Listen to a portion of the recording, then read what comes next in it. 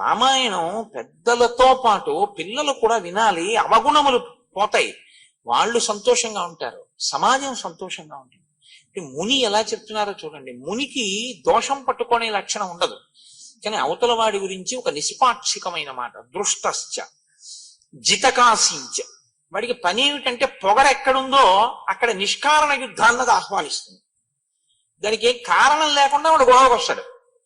గొడవకొచ్చేది వాడు ఎందుకంటే ఎప్పుడు కూడా గెలవాలని. కాబట్టి మీరు ఏ మాట అంటే చిన్నబుచ్చుకుని మనకెందుకు వీడితో వెళ్ళిపోతారో అలా వాడు మెట్లు ఎక్కేస్తాడు. మీరు అలా ఎక్కలేరు కాబట్టి చిన్నబుచ్చుకుని వెళ్ళిపోతారు. అదే వాడి గెలుపు. మీరు చాలా జాగ్రత్తగా పరిశీలించాలి రామాయణాన్ని. దశరథుడు వెంటపడ్డాడు, నువ్వు లేకపోతే నేను ఉండలేనని. ఉన్నాడా అయోధ్యలో? నువ్వు లేకపోతే నేను ఉండలేనని కౌసల్య వెంటపడింది. ఉన్నాడా అయోధ్యలో? మరి ఎవరు లేకపోతే రాముడు నేను ఇక్కడ ఉండలేనని వెళ్ళిపోయే ఘట్టం ఏమైనా ఉంటుందా రామాయణంలో? ఎక్కడైనా వీళ్ళు లేరండి అందుకని నేను ఇక్కడ ఉండలేకపోతున్నానండి, నేను ఇక్కడి నుంచి వెళ్ళిపోతానండి అని రాముడు వెళ్ళిపోయినది ఏదైనా ఉందా? అలా వెళ్ళిపోతే రాముడు ఎప్పుడు, లక్ష్మణుడు రాముడిని ఎలా సేవిస్తాడో రాముడు కూడా ఎవరిని చూడకుండా ఉండలేడో వాళ్ళ దగ్గర ఉంటాడని గుర్తు. రాముడు ఎవరిని సేవిస్తున్నాడని మీరు రామాయణంలో పట్టుకుంటారో మీరు కూడా మీ జీవితంలో అలా సేవిస్తూ ఉండాలి. సేవించడం అంటే ఒక మాట గుర్తుపెట్టుకోండి, ఎప్పుడూ శారీరకంగా దగ్గర ఉండడం కాదు, గురువుని మీ మనసులో పెట్టుకోవడం, గురువాక్యాన్ని మీ మనసులో పెట్టుకుని ఉండడం. ఎప్పుడు ఏది చేసినా మనం త్రికరణ శుద్ధిగా గురువైభవానికి మనం దోహదం చేస్తున్నామా, ఆయన మాటని అనుష్ఠాన పర్యంతంలోకి తీసుకొస్తున్నామా, ఇది మీకు మీరు పరిశీలన చేసుకోవలసినటువంటి విషయం. దానికి ఎవ్వరు న్యాయమూర్తులు ఉండరు, ఉండే అవకాశం ఉండదు కూడా. ఒకవేళ అలా పరిశీలించి చూసి పట్టుకున్నా, పట్టుకోవాలనుకుంటే అది పెద్ద విశేషం ఏం కాదు, పట్టుకుంటారు పెద్దలు. పట్టుకున్నా వారు దాని మీద తీర్పు కూర్చోరు. ఎందుకు కూర్చోరో తెలుసా అండి? వాళ్ళ పుణ్యం పోతుంది. ఆయనకి ఎందుకు? నువ్వు అలా ఉన్నావా లేదా నీ వంతు. ఆయన బాధ్యత ఏమిటి? ఒక మాట చెప్పాడు వినలేదు, రెండో మాట చెప్తాడు, రెండో మాట చెప్పాడు వినలేదు, మూడో మాట చెప్తాడు, మూడో మాట చెప్పాడు వినలేదు, నాలుగో మాట చెప్తాడు, నాలుగో మాట చెప్పాడు వినలేదు, ఐదో మాట చెప్తాడు. ఇన్ని మాటలు చెప్తున్నాడని ఆయన దూరంగా పోయాడు అనుకోండి, ఆయన కర్మ. మీరు ఇది బాగా పట్టుకోవాలండి జీవితంలో. రామాయణ కథ 5 నిమిషాల్లో చెప్పేస్తాను, ఇది పెద్ద విశేషం కాదు. రామాయణాంతర్గతమై మన జీవిత అభ్యున్నతికి పనికొచ్చే విషయాన్ని పట్టుకోవడంలో మాత్రం ఏమరపాటు చెందకండి. మీరు ఈ భూమి మీద కాదు, ఎక్కడో సముద్ర మధ్యంలో ఉన్నా కూడా గురువు గారి మనసులో ఉన్నారనుకోండి, అది నిజమైన శిష్యుడని గుర్తు. ఆయన శిష్యుడు. ఎందుచేత అంటే గురువు గారిని మనసులో పెట్టుకుని ఉన్నాడు, ఆయనకి పక్కన ఉండక్కర్లేదు. గురువు గారు ఆయనలో ఉంటారంతే, ఎప్పుడూ ఉంటారు. ఆయన ఎప్పుడు అంతేవాసిత్వంతో ఉంటాడు. అది చాలా మహోన్నతమైన స్థితి. రాముడు ఆ స్థితిని పొందాడు. అలా పొందకుండా తిరగడం గురువు గారితో, జీవితం ఇంకొకలా ఉండకూడదు. అది దోషభూయిష్టం. దానివల్ల ఏమైనా ప్రయోజనం ఉంటుందని మీరు అనుకుంటారు, కానీ నేను మీకు ఒక సత్యం చెప్పవలసి వస్తే మీకు పాపమే సంక్రమిస్తుంది. ఎందుకో తెలుసా అండి? రుణపడిపోతారు మీరు గురువు గారికి. ఆయన చెప్తున్నది ఒకటి, ఆయన ధార్మిక దృష్టి ఒకటి, మీ అనుష్ఠానంలో అది లేదు. అప్పుడు ఏమవుతుందంటే గురువాక్య ధిక్కార దోషం మీకు పడుతుంది. మీరు జాగ్రత్తగా ఆలోచించండి, అవునా కాదా? కాబట్టి గురుభక్తి అన్న మాటకు అర్థం ఏంటంటే గురువు గారు మీకేం చెప్పారో దాన్ని మీరు అనుష్ఠిస్తున్నారా లేదా, దీనికి మీకు మీరు సాక్షిగా కూర్చోవలసి ఉంటుంది. శ్రీరామాయణం ఇది ఒక అద్భుతమైనటువంటి స్థితిలోకి తిప్పుతుంది. అయోధ్యకాండలో చిట్ట చివర తిప్పినటువంటి మలుపు అనన్య సామాన్యమైన మలుపు. ఇప్పటి వరకు తపోనిష్టాగరిష్ఠులైనటువంటి ఋషులను దర్శింపచేస్తారు మహర్షి. ఇవాళ శ్రీరామాయణ కావ్యంలోనే ఒక పెద్ద మెరుపు, అంత పెద్ద ఆకాశంలో ఒక తటిల్లత అంటే ఒక మెరుపు మెరిస్తే ఆ మెరుపుతో కూడినటువంటి నల్లమబ్బు ఎంత అందంగా ఉంటుందో. నల్లమబ్బు అందంగా ఉంటుందా అని మీరు నన్ను అడిగారు అనుకోండి, నల్లమబ్బు అందంగా ఉంటుంది. దేనివల్ల అందంగా ఉంటుందో తెలుసా అండి? గుణము చేత అందంగా ఉంటుంది. నల్లమబ్బుగా అందం కాదు, నల్లమబ్బు యొక్క అందం ఏమిటంటే దాని చల్లతనం నీరు పట్టుకొచ్చి మీ మీద వర్షించేటటువంటి దాని లక్షణం, అది దాని అందం. ఇది ఆంతరమైన అందం మబ్బుది. ఆంతరమైన అందమున్న మబ్బు బాహ్యమునందు కూడా శోభిల్లుతుంది. ఎప్పుడు? ఒక సౌదామిని అంటే ఒక మెరుపు తీగ నల్ల మబ్బులో ఇలా ఏర్పడింది అనుకోండి, తళుక్కున ఒక్కసారి కనపడింది అనుకోండి, ఇప్పుడు నల్ల మబ్బు అందంగా ఉంటుంది. నల్ల మబ్బులో ఈ కంటికి కనపడని అందాన్ని అందంగా కనపడేటట్టు చేసింది ఎవరో తెలుసా అండి? మెరుపు తీగ. అందుకే మంత్రపుష్పం చెప్తే ఓ మాట చెప్తారు చివర, నీలతో యద మధ్యస్థ విద్యుల్లేకే భువాస్వర. అదే కారణం. ఆ నల్ల మబ్బు మీద మెరిసినటువంటి మెరుపు తీగతో కూడిన మబ్బు ఎలా ఉంటుందో, భగవంతుని యొక్క గుణములను అనుభవించి అమ్మవారి అనుగ్రహంతో దాని యొక్క వైభవాన్ని నువ్వు గుర్తు పెట్టుకుని లోపల సాకారముగా నిలబెట్టుకోగలిగినటువంటి స్థితిని పొందకపోతే నీవు తరించడానికి మార్గం ఏమైనా ఉందని అనుకుంటున్నావా? నువ్వు ఇప్పటిదాకా వేసిన పూలు, నువ్వు ఇప్పటిదాకా చేసిన పూజ, ఇవి కాదు నిజానికి నువ్వు తరించడానికి మార్గం. నాణ్య పంధాయనాయ విద్యతే. తెలుసుకో బాగా. నాణ్య పంధ, ఇంకొక మార్గం లేదు, ఇదొక్కటే మార్గం. ఏదొక్కటే మార్గం? ఇక్కడే ఈశ్వరుడు ఉన్నాడు అని నువ్వు తెలుసుకోవడం ఒక్కటే నీకు మార్గం. ఇక్కడ ఉన్న ఈశ్వరుడి వైపుకి అడుగులు వెయ్యాలి అంటే బయటి అడుగులు ఆగిపోవాలి, లోపలికి అడుగులు ప్రారంభం కావాలి. బయట అడుగులు ఆపి అడుగులు లోపలికి వెళ్ళేటట్టు చెయ్యగలిగిన ప్రజ్ఞ లోకంలో ఉన్నవాడు ఒక్కడే గురువు. అందుకే లలితా సహస్రంలో ఒక నామం ఉంది, అంతర్ముఖ సమారాధ్య బహిర్ముఖ సుదుర్లభ. బయట తిరిగితే దొరుకుతుందా? దొరకదు. అంతర్ముఖం అయితే దొరుకుతుంది.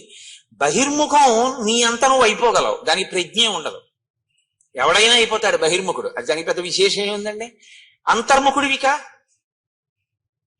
ఇంద్రియాలు పని చేస్తున్న చెయ్యని స్థితిలోకి తీసుకెళ్ళి చూస్తాను. నువ్వు ఇలా కళ్ళు మూసు కూర్చుంటే కాలింగ్ బెల్ కొడితే నీకు వినపడకూడదు, ఉండగలవా? అప్పుడు నీ చెవిలోని వినికిడి శక్తి ఏమవ్వాలి? నిద్రలో ఎలా వెళ్ళిపోతుందో అలా వెళ్ళిపోవాలి. ఎక్కడికి వెళ్ళిపోవాలి? మనసు తీసేసుకోవాలి. ఇప్పుడు తీసుకున్న మనసు ఏం చేయాలి? ఈశ్వర పాదముల దగ్గరికి వెళ్ళిపోవాలి. వెళ్ళిపోతే చూడగలిగిన శక్తిని వెనక్కి తీసుకున్న మనసు దేన్ని చూడాలి? ఈ శక్తితో ఇంకోటి చూడాలి. ఏది చూడాలి? నీలతో యద మధ్యస్థ విద్యుల్లేకే భువాస్వర.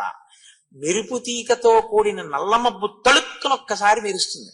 చాలా సేపు చూడాలని ఉంటుంది, కానీ మీకు చూడటం కుదరదు. అలా మెరుపు తీగ గంట సేపు ఏమి ఉండదు, ఒక్కసారి మెరుస్తుంది. గురువాక్య శ్రవణము చేత మీ యందు కలిగినటువంటి నిరతిశయమైన భక్తి చేత మీ లోపల మెరిసినటువంటి ఈశ్వర స్వరూపాన్ని ధ్యానమునందు తదేకంగా పట్టుకోవడానికి మీకు గురువాక్యం ఉపకరిస్తుంది, అంతర్ముఖం అవడానికి పనికొస్తుంది. యథార్థానికి ఈ వెనక్కి అడుగులు ఎవరు వేశాడో వాడే తరిస్తున్నాడు. ముందుకి అడుగులు ఎవరు వేస్తున్నాడో అంటే బాహ్యంలో ఎంత పెరుగుతున్నా అది పెరుగుదల కాదు. మీరు జ్ఞాపకం పెట్టుకోండి. అది ఏమిటో తెలుసా అండి? యథార్థంగా చెప్పాలంటే, నేను పరమ సత్యాన్ని మాట్లాడాలి అంటే, మీ పుణ్య క్షయము దాని పేరు. మీ పుణ్యము క్షయమైపోతోందని గుర్తు. పుణ్యం చేస్తున్నారు, క్షయం అయిపోతోంది. బాహ్యంలో పెరుగుదల కనపడుతూ ఉంటుంది. అది ఉపకరిస్తుందా అని మీరు నన్ను అడిగారనుకోండి, ఈ శరీరంతో ఉన్నంత కాలం పనికొస్తుంది. వచ్చే జన్మలో కూడా ఓ శరీరం పుచ్చుకుంటే సుఖాన్ని ఇస్తుంది. కానీ అసలు ఈ సుఖము దుఃఖము కాదు, నేను ఈశ్వరుణ్ణే చేరాలన్నారు అనుకోండి, ఈ బయట అడుగులు కాదు, లోపలికి అడుగులు కావాలి. లోపలికి అడుగులు కావాలి అంటే ప్రయత్నపూర్వకంగా మీరు బయటి అడుగులు ఆపేయవలసి ఉంటుంది. అనవసరంగా ఎవ్వరితోటి సంఘాన్ని ఆప్ చేయాలి. ఆప్ చేసి అంతర్ముఖత్వాన్ని నేర్చుకోవాలి. బాగా ధ్యానం చేసి లోపలికి వెళ్ళి పట్టుకోవాలి. రామచంద్రమూర్తి యొక్క అనుగ్రహం అంతా అంతే. అది రామాయణ కాలంలో బాగా ప్రకాశిస్తుంది. శ్రీరామాయణ శ్రవణం చేసేటప్పుడు, శ్రీరామాయణ పఠనం చేసేటప్పుడు రామానుగ్రహంతో మీకు ఆ శక్తి పరిఢవిల్లుతుంది, తొందరగా ధ్యానం ఇష్ట కుదురుతుంది. అందుకని మీరు ఆ కోణంలో రామాయణాన్ని పరిశీలనం చెయ్యండి. ఆ మెరుపు తీగ ఎలా ఉంటుందో ఇవాళ శ్రీరామాయణంలో అటువంటి మెరుపు తీగ ఒకరు వస్తారు. ఆ మెరుపు తీగ ఎవరో పురుషులు తపస్సు చేయడం, ఋషులు కావడం, భరద్వాజుని వంటి వారు దేవతల్ని కూడా పిలిచి పని చేయించుకోవడం మనం చూసాం.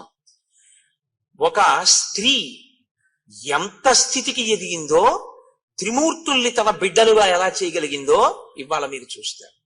అటువంటి మహోత్కృష్టమైనటువంటి ఘట్టాన్ని అయోధ్యకాండ చివరికి తీసుకొచ్చి అక్కడ చెప్పని రహస్యంతో ఇక్కడ సీతారామ కళ్యాణాన్ని సీతమ్మ నోటితో చేయించి పూర్తి చేస్తారు మహర్షి వాళ్ళు. అంటే నేను ఇవాళ ఎందుకు చెప్తున్నానంటే మీరు కథనంతటినీ ఈ కోణంలో వినవలసి ఉంటుంది తప్పించి కేవలం జరిగిపోయిన కథ అని వినవద్దు. ఇప్పుడు భరతుడు వెళ్ళిపోయాడు, శత్రుఘ్నుడు వెళ్ళిపోయాడు, సైన్యం అంతా వెళ్ళిపోయింది, ఋషులు ఆ వచ్చిన వశిష్ఠాది ఋషులు వెళ్ళిపోయారు, తల్లులు వెళ్ళిపోయారు. రాముడు సీతాలక్ష్మణ సహితుడై ఉండిపోయాడు. పూర్వం ఎలా ఉన్నాడో ఇప్పుడు అలాగే ఉన్నాడు. అంటే అంతకు ముందు సీతారామ లక్ష్మణులు ఉన్నారు, ఇప్పుడు సీతారామ లక్ష్మణులు ఉన్నారు. సీతారామ లక్ష్మణులు చిత్రకూటానికి వచ్చినప్పుడు సంతోషంగా ఉన్నారు, రాజ్యం పోయిందని బాధ లేదు. మధ్యలో వీళ్ళందరూ వచ్చి కనపడ్డారు, వెళ్ళిపోయారు, రాముడు సంతోషంగానే ఉన్నాడు. వాళ్ళు వచ్చి వెళ్ళారని రాముడికి ఏం బాధ లేదు, రాజ్యమే వద్దన్నాడు, ఆ బాధ ఉంటే ఎప్పుడో వెళ్ళిపోయేవాడు. కానీ ఒక గమ్మత్తు జరిగింది అన్నారు మహర్షి. ఏం జరిగింది అంటే ఆ చిత్రకూట పర్వతం మీద ఉండేటటువంటి ఋషులు రాముణ్ణి చూసినప్పుడల్లా నోటితో మాట్లాడుకోవడం మానేసి 15 మంది 20 మంది అలా గుంపులు గుంపుల కింద చేరి ఇలా కళ్ళతోటే చూపించేవారట. ఇలా చూపించి అని ఏదో మాట్లాడుకునేవారు. ఎంత గమ్మత్తుగా మాట్లాడతారంటే మహర్షి వాళ్ళు నోటితో మాట్లాడుకోలేదు, కనుసైగలే చేశారు. మాట మాట్లాడితే ఒక సావకాశం ఉంటుందండి. ఏమిటవుతుందంటే మీరు అసలు ఏమనుకుంటున్నారో నాకు అర్థమైపోతుంది. మీరు నాకు అర్థం ఎప్పుడవుతుందంటే 2 కోణాల్లోనూ అనుమానం వస్తుంది. ఎప్పుడు నేను ఇలా వచ్చి ఇక్కడ నించున్నాను అనుకోండి గురు ప్రార్థనకి, మీ అందరూ అన్నారు అనుకోండి, అదేంటి అందరు అలా అంటున్నారు ఏంటి, ఏమైంది, ఎందుకు అలా నన్ను చూపించి అలా బ్రుకుటి ముడేస్తున్నారు అందరూ, నేనేమైనా దోషం చేశానా, లేకపోతే ఎవరికన్నా ఈయనే కోటేశ్వరరావు గారు అని ఏమైనా చెప్తున్నారా, అనుమానం వస్తుందా రాదా? అనుమానం వచ్చినప్పుడు మీరు ఒకటి గుర్తుపెట్టుకోండి, నా అంత నేను నిర్ణయం తీసుకోవడం ఒక లక్షణం, నేను అడగడం ఒక లక్షణం.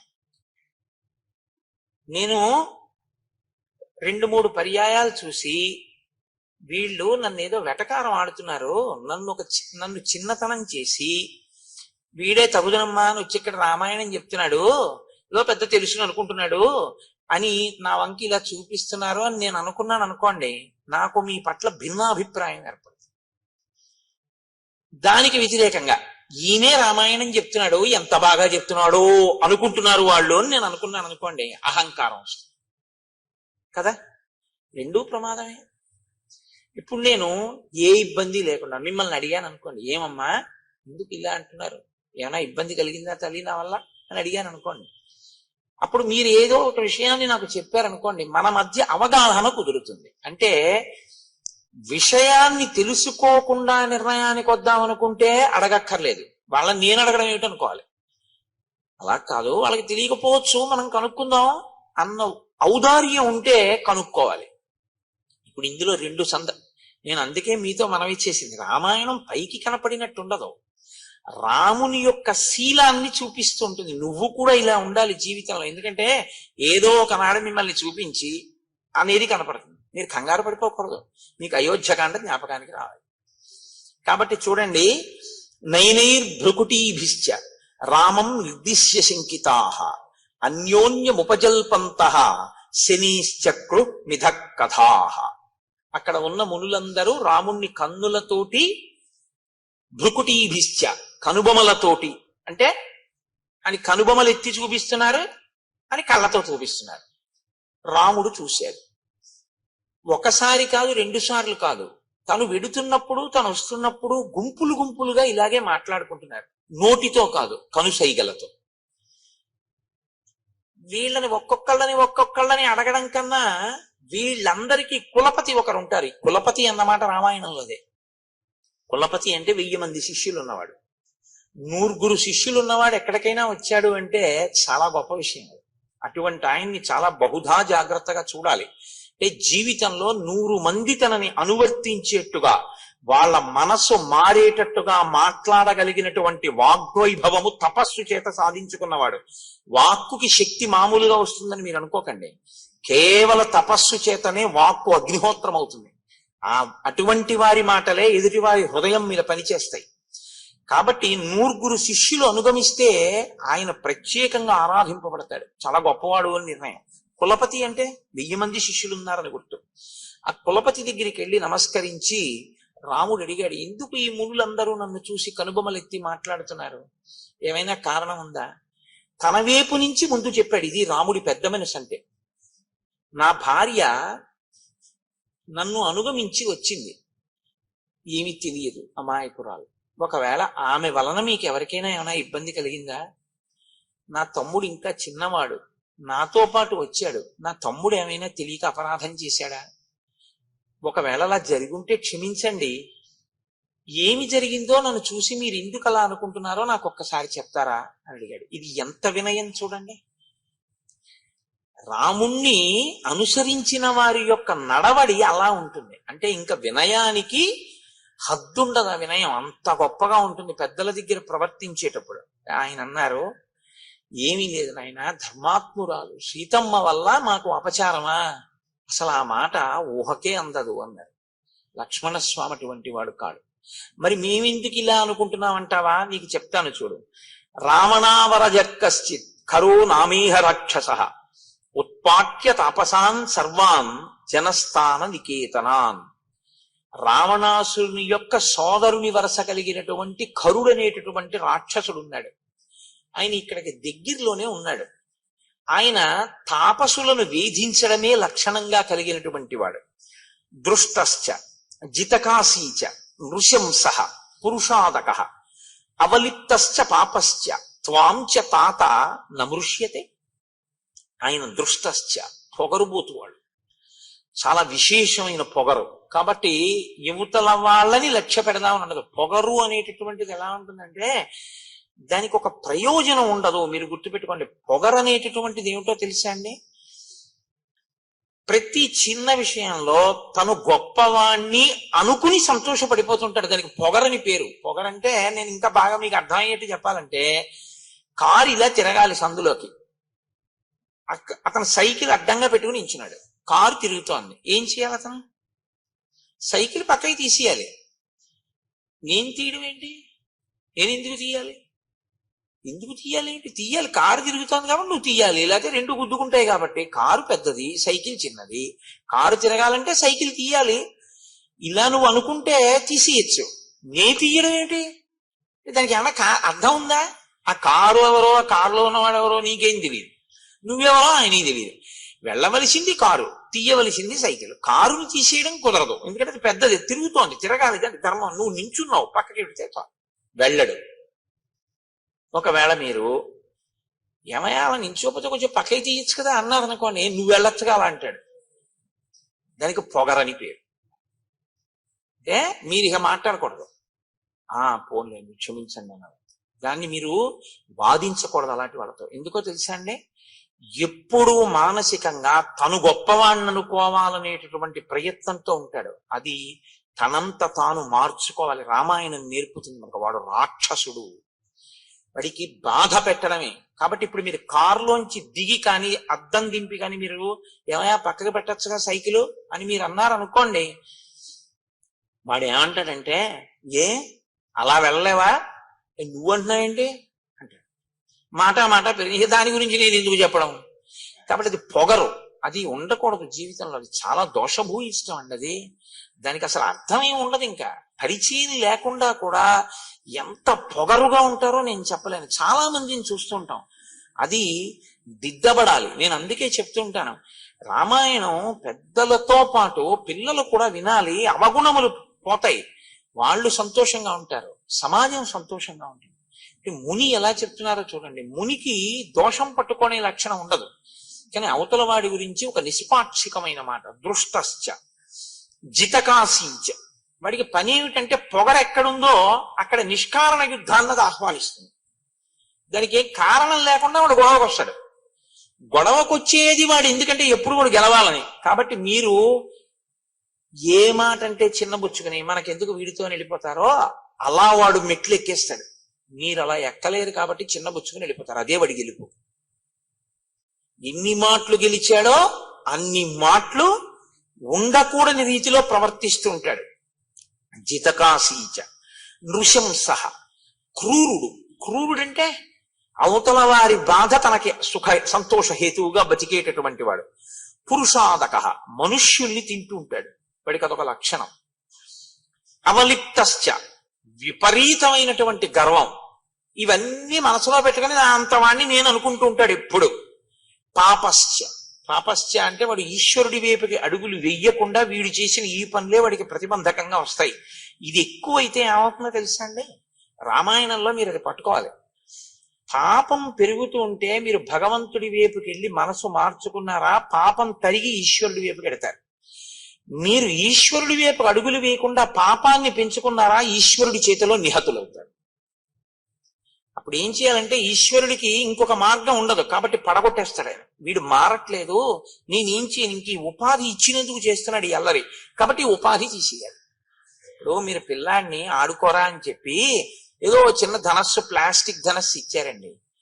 వాడు అది పెట్టి అందరినీ కొడుతున్నాడు. ఇంటికి ఎవరో పెద్ద మనుషులు వచ్చారు. మీరు సంతోషంగా అయ్యా మంచినీళ్ళు తాగుతారా అని లోపలికి వెళ్ళారు. వచ్చిన ఆయన వేదం చదువుకున్న ఘనాపాఠి. ఇంటికి వచ్చారు, మీరు లోపలికి వెళ్ళారు. ఆయన ఏదో కళ్ళు మూసుకుని మంత్రం చేసుకుంటున్నారు. వీడు వచ్చి ఆ ధనస్సు తిరగేసి ఆ ప్లాస్టిక్ ధనస్సు పెట్టి ఆయన్ని కొట్టాడు తొడ మీద. ఆయన ఘనాపాఠి, ఆయన వేదం చదువుకున్నవాడు, ఆయనకి తెలుసు. ఆయన నవ్వేసి తప్పు నాన్న, అలా కొట్టకూడదు అన్నాడు. మీరు చూసారు, ఏం చేస్తారు ఇప్పుడు? కొట్టకని బోధ చేస్తారా, ముందు ఆ ధనస్సు లాగేస్తారా? చెప్పండి నాకు. తీసేస్తారు ముందు పిల్లాడి చేతులోంచి. ఈశ్వరుడు కూడా అంతే. ఇది వీడికి ఇచ్చాను కాబట్టి వీడి ఇలా బాధ పెట్టేస్తున్నాడు, కాబట్టి తీసేస్తాను, ఇంకా తప్పదని తీసేస్తాడు.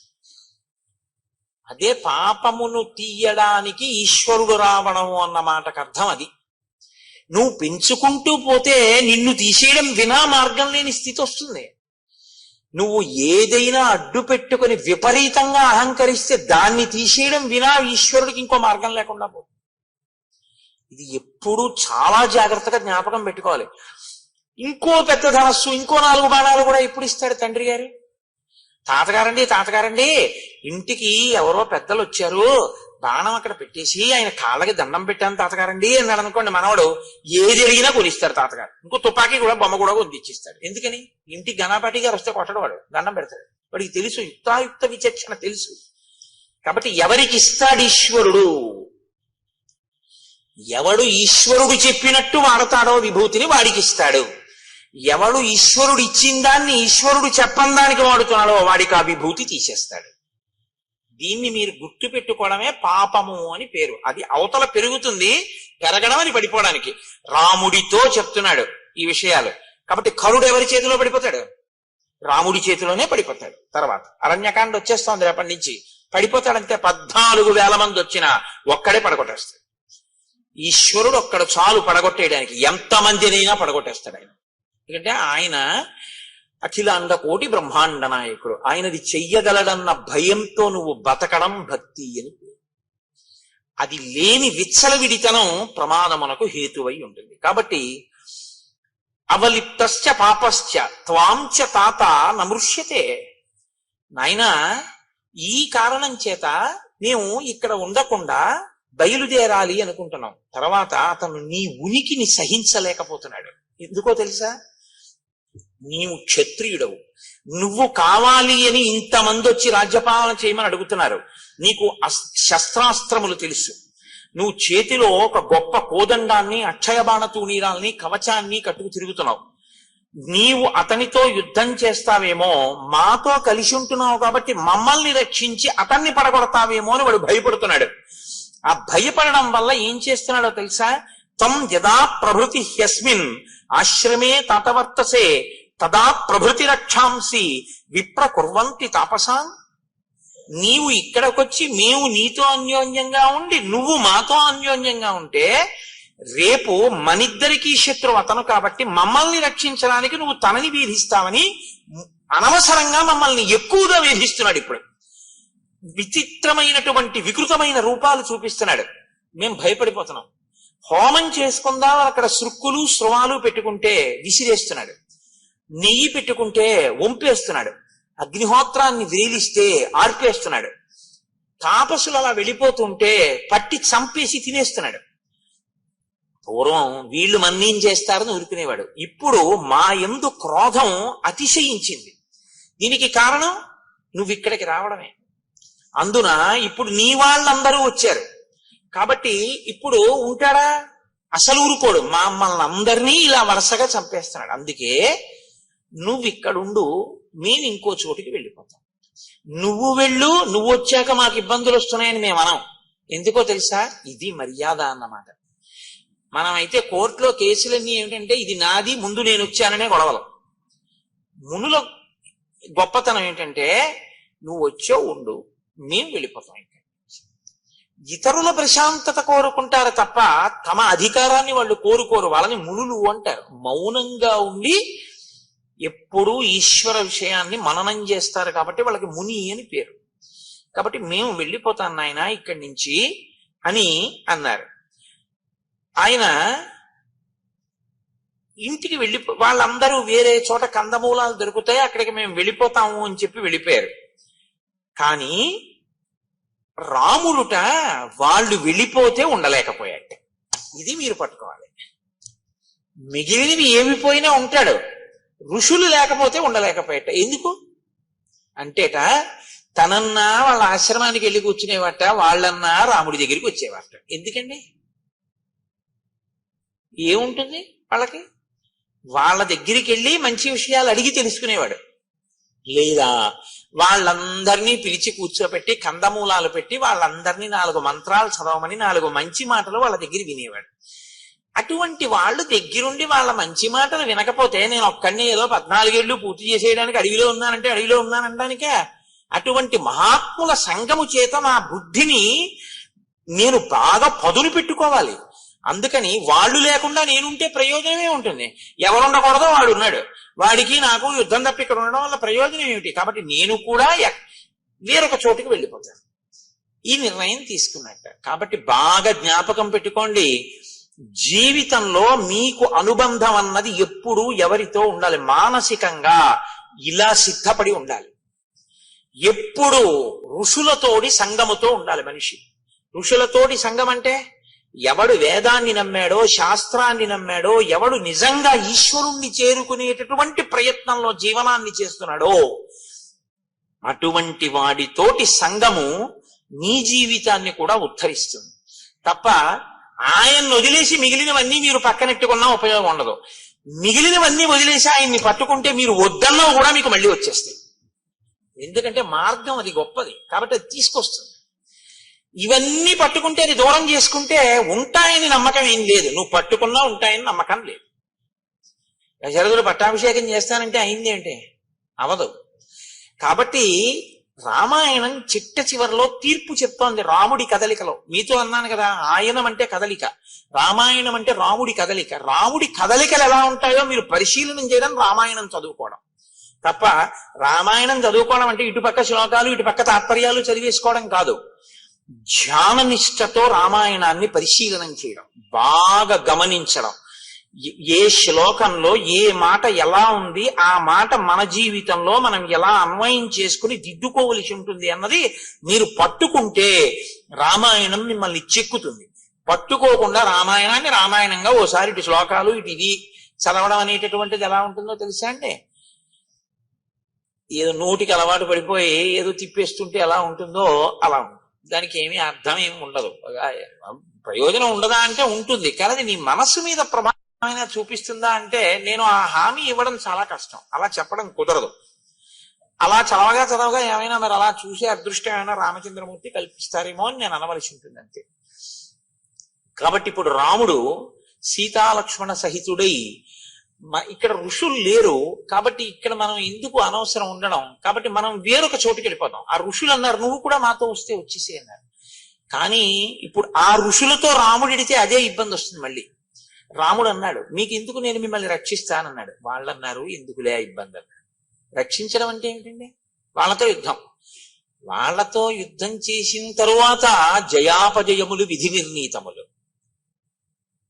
అంత గొప్ప రామరాయలు ఆ తుంగభద్రా నదీ తీరంలో వెళ్ళినటువంటి ఎడ్ల బళ్ళగా ఓడిపోయాడు. ఏం చెప్తాం? ఎంత సైన్యం రామరాయల వారిది విజయనగరంలో. అంత సైన్యం ఉన్న రామరాయలు ఇటు పక్కన ఉంటే నదికి, రాత్రికి రాత్రి అటు పక్క చాలా తక్కువ సైన్యం ఉన్నటువంటి సుల్తాన్లు, రామరాయల సైన్యం వెళ్ళిపోయింది. తెలతెలవారుతుండగా వాళ్ళు ఇక్కడే దాటి వచ్చి ఫిరంగుల్లో నీళ్లు పోసి రామరాయల భద్రగజం మీద పడి భద్రగజానికి నల్లమందు కలిపి పెట్టేశారు. అది రామరాయలనే కిందకి లాగేసింది. విజయనగర పతనం అయిపోయిందంతే. 6 నెలలు దోచుకున్నారు విజయనగరాన్ని. 6 నెలలు పట్టింది దోచుకోవడానికి. అంటే అంత ఐశ్వర్యవంతమైన రాజ్యం. ఇప్పటికీ హంపి విజయనగరానికి వెళ్ళి బద్దలైపోయినటువంటి విగ్రహాల వంక చూస్తే ఒక్కొక్క విగ్రహం చెక్కడానికి గణపతి దేవాలయం ఉంటుంది, నరసింహమూర్తి దేవాలయం, కనుల నీరు చెమరుస్తుంది. ఎంత గొప్ప నిర్మాణం రాయి ఇవన్నీ అని. అంతంత అద్భుతమైనటువంటి నిర్మాణాలు. ఎవరికి తెలుసు యుద్ధంలో జయాపజయములు ఎటుంటాయో? జయాపజయములు విధి నిర్ణీతములు. కాబట్టి మనం ఇప్పుడు సరే అయితే నువ్వు యుద్ధం చేయవాళ్ళు చచ్చిపోతారు, మనం కలిసి ఉందామని మనకెందుకు? మనం సర్వభూత హితేరత, అన్ని భూతముల యొక్క ప్రేమ కోరుకున్నాను. నువ్వు మాతో వస్తావా? మా ప్రారంభం ఎలా ఉంటే అలా జరుగుతుంది. నువ్వు రావా? మేము బయలుదేరిపోతాం. నువ్వు ఇక్కడ ఉండడమా ఉండకపోవడమా నీ ఇష్టం. రాముడో ఉండలేడు, వాళ్ళో చెప్పినా వినలేదు. కానీ తనకి ఇప్పుడు మార్గం ఏమిటి? ఋషులున్న ఇంకొక ప్రదేశానికి వెళ్ళిపోవడం. కాబట్టి ఇప్పుడు ఆయన కూడా విడిచిపెట్టేశాడు పర్ణశాలని. ఆయన విడిచిపెట్టేశాడంటే మీరు ఒకటి గుర్తుపెట్టుకోండి, సీతమ్మ ఏమనాలండి? వాళ్ళు వెళ్ళిపోతే వెళ్ళిపోయారు, మనకెందుకంటే హాయిగా ఏదో చక్కగా మంచి తేనె దొరుకుతోంది, పళ్ళు దొరుకుతున్నాయి, సుఖంగా ఉంది, ఏదో అయిపోతుంది, పక్కనే భరద్వాజాశ్రమం ఉంది కొద్ది క్రూసుల దూరంలో, ఏదో అయిపోయింది అంతేగాని ఎందుకంటే ఇప్పుడు మళ్ళీ ఇక్కడి నుంచి ఇల్లు మారడం ఏం వద్దు అనాలి. ఆవిడ అలా అనలేదు, రాముణ్ణి అనుగమించింది. అనుగమించడం గొప్ప భర్తని. ఏ సేవకొచ్చాడో ఆ సేవకు అలాగే ఉంటాడు లక్ష్మణమూర్తి. రాముడు చెప్తాడు, వాళ్ళు వింటారు. కాబట్టి ఇప్పుడు బయలుదేరారు. ఆయన ఇంకొక కారణం కూడా చెప్పాడు. ఇక్కడికి కౌసల్య, సుమిత్ర, కైక, భరతుడు, శత్రుఘ్నుడు, సైన్యం, వశిష్ఠాది మహర్షులు అందరూ వచ్చారు. అందుకని ఇక్కడ ఉంటే నాకు వాళ్ళు జ్ఞాపకానికి వస్తున్నారు ఎక్కువగా. 2, ఇక్కడికి వచ్చినటువంటి సైన్యంలో ఉన్న జంతువులన్నీ మలమూత్రములను విసర్జించి ఈ ప్రదేశం అంతా శౌచాన్ని కోల్పోయింది. కాబట్టి వేరొక ప్రదేశానికి వెళ్ళిపోదాం అన్నాడు. బయలుదేరి వాళ్ళు మార్గమధ్యంలో వెడుతుండగా అత్రి మహర్షి ఆశ్రమానికి వెళ్ళారు. మీరు బాగా గుర్తుపెట్టుకోండి, ప్రయత్నపూర్వకంగా మీరు మహానుభావులు ఉన్న ప్రదేశాన్ని తొక్కడం మీ అభ్యున్నతికి హేతు అవుతుంది, తెలిసి కానీ తెలియక కానీ. వేరే ఈశ్వరుడు ఎక్కడో ఉండడండి. గుళ్ళో ఈశ్వరుడు ఉంటాడు అన్న మాట యథార్థమే, కానీ అసలు నిజంగా ఈశ్వరుడు ఎక్కడ ఉంటాడో తెలుసా? మీరు బాగా గుర్తుపెట్టుకోండి. ఇక్కడ నిరంతరము ప్రతి ఊపిరిలో ఆయన్ని ఆరాధిస్తున్నటువంటి వ్యక్తి ఎక్కడ కూర్చుంటాడో, ఎక్కడ నించుంటాడో, ఎక్కడ తిరుగుతాడో ఆయన వెంటనే తిరుగుతూ ఉంటాడు ఈశ్వరుడు ఎప్పుడు. రాముడు ఎక్కడ ఉంటాడని చెప్తారో తెలుసా అండి శాస్త్రంలో? రామచంద్రమూర్తిని నమ్ముకుని బతుకుతున్నవాడు ఎక్కడ ఉంటాడో రాముడు అక్కడే ఉంటాడు. పక్కనే ఉంటాడట ధనుర్ధరుడే. ఆయన కూర్చుంటే కూర్చుంటాడు, ఆయన నించుంటే నించుంటాడు, ఆయన ఎడుతుంటే పెడతాడు, ఆయన వస్తే వస్తాడు. ఆయన పడుకుంటే తను ఇలా కూర్చుంటాట గుమ్మం ముందు. ఎందుకంటే ఆయన నీకు ఇబ్బంది ఎవరైనా కల్పిస్తారేమో అని. రామచంద్రమూర్తి తనని నమ్మిన వాళ్ళని రక్షించడానికి గడప ముందుకొచ్చి కూర్చుని ఉంటాడు అని. అందుకే రాముణ్ణి నమ్ముకున్న రామభక్తులు ఎక్కడుంటారో అక్కడే సీతారామ లక్ష్మణులు, హనుమ కూడా ఉంటారు. మీరు బాగా జ్ఞాపకం పెట్టుకోండి, నేను మీకు సత్యం చెప్తున్నాను. ఇది తులసీదాస్ గారి జీవితంలో నిజమైందండి. తులసీదాస్ గారు రామదర్శనం అవ్వాలనుకుంటూ పడుకున్నారు. పడుకుంటే దొంగ వచ్చి కన్నం వేసి లోపలికి వెళ్ళి ఆచమన పాత్ర అవి ఏవో దొరికాయి, మూట కట్టుకుని బయటికి వద్దాం అనుకున్నాడు. తల బయట ఎట్టాడు. రామలక్ష్మణులు ఇద్దరు కోదండాలు అట్టుకుని నించున్నారు. నేను నమ్ముకున్నవాడి సొత్తు ఎత్తుకుపోతావా నువ్వని. ఆయన వాళ్ళు వెళ్ళిపోతారు కదా అని వెనక్కి వచ్చాడు. తెల్లవారే వరకు తల బయట ఎడుతున్నాడు, లోపల ఎడుతున్నాడు, తల బయట ఎడుతున్నాడు, లోపల ఎడుతున్నాడు. రామలక్ష్మణులు ఇద్దరు అలాగే ఉన్నారు కన్నం బయట. తులసీదాస్ గారి తెల్లవారిని నిద్ర లేచి లోపలికి వచ్చారు. దొంగలు ఇద్దరు మూట కట్ట కూర్చున్నారు. మీరెవర్రా నాయన ఇలా కూర్చున్నారన్నారు. ఆయన ఏం లేదు, బుద్ధి గడ్డి దీని వచ్చానులే, ఏదో ఆచమన పాత్ర మూట కట్టాం, మరి పట్టుకుపోయారా అన్నాడు ఆయన. మహాత్ములైన వారి లక్షణం అలా ఉంటుంది. వాళ్ళు పోతాయని ఏం వెంగట్టుకోరు. పోతే నవచ్చోరాయిత ఈశ్వరుడు తీసుకెళ్ళాడంటారు. ఎక్కడో ఇంకా అవసరం ఉందన్నమాట. స్వతంత్రంగా భావించాడు నా తండ్రి, వీడిదైతే ఏం అనుకోడు, మనం పట్టుకెళ్ళొచ్చు అని చెప్పి, నా వస్తువు మీ వస్తువే అంటారు చూడండి కొంతమంది. మీదిగా వాడుకోండి, అలా నాకు అస్తమానం చెప్పకండి, నేను తీసుకెళ్తానని అంటారు. అలా మా మోహన్ రావు గారు ఉన్నారు కాకినాడలో, ఆయన అంటుంటారు, అది మోహన్ రావు ఒకసారి కారు పంపించండి అనకండి. అలా అంటారేమిటి? అది మీ కారే, మీ కారు నేను వాడుకుంటున్నాను, కారు పంపించండి, శాసించండి, అంతేగాని మీ కారు అని అనకండి గురుగారు అంటారు. అలా ఉంటారు కొంతమంది. అంటే వారి ప్రేమ అలా ఉంటుంది. అలా ఆ రాముడు తన వస్తువులా భావిస్తాడు. అందుకని ప్రేమ ఉంది కాబట్టి నా వస్తువుని పట్టుకుపోయాడు అనుకుంటారు వాళ్ళు. అందుకని ఆయన అన్నారు, ఇక్కడ కూర్చున్నారు ఎందుకు ఆయన, పట్టుకుపోయారా పోనీ ఆచమన పాత్ర అన్నారు. ఆ పాటి బుద్ధి లేక కాదు, మేము ఏదో ఇక్కడ ఏదో ఏసీ ఉందని కూర్చున్నాం అనుకున్నావేమో. బయటికి వెడితే ఎవరో ఇద్దరు ఉన్నారు, ఒక ఆయన నల్లగా మేఘల్లా ఉన్నాడు, ఒక ఆయన ఎర్రగా ఉన్నాడు, కోదండాలట్టుకు నించున్నారు.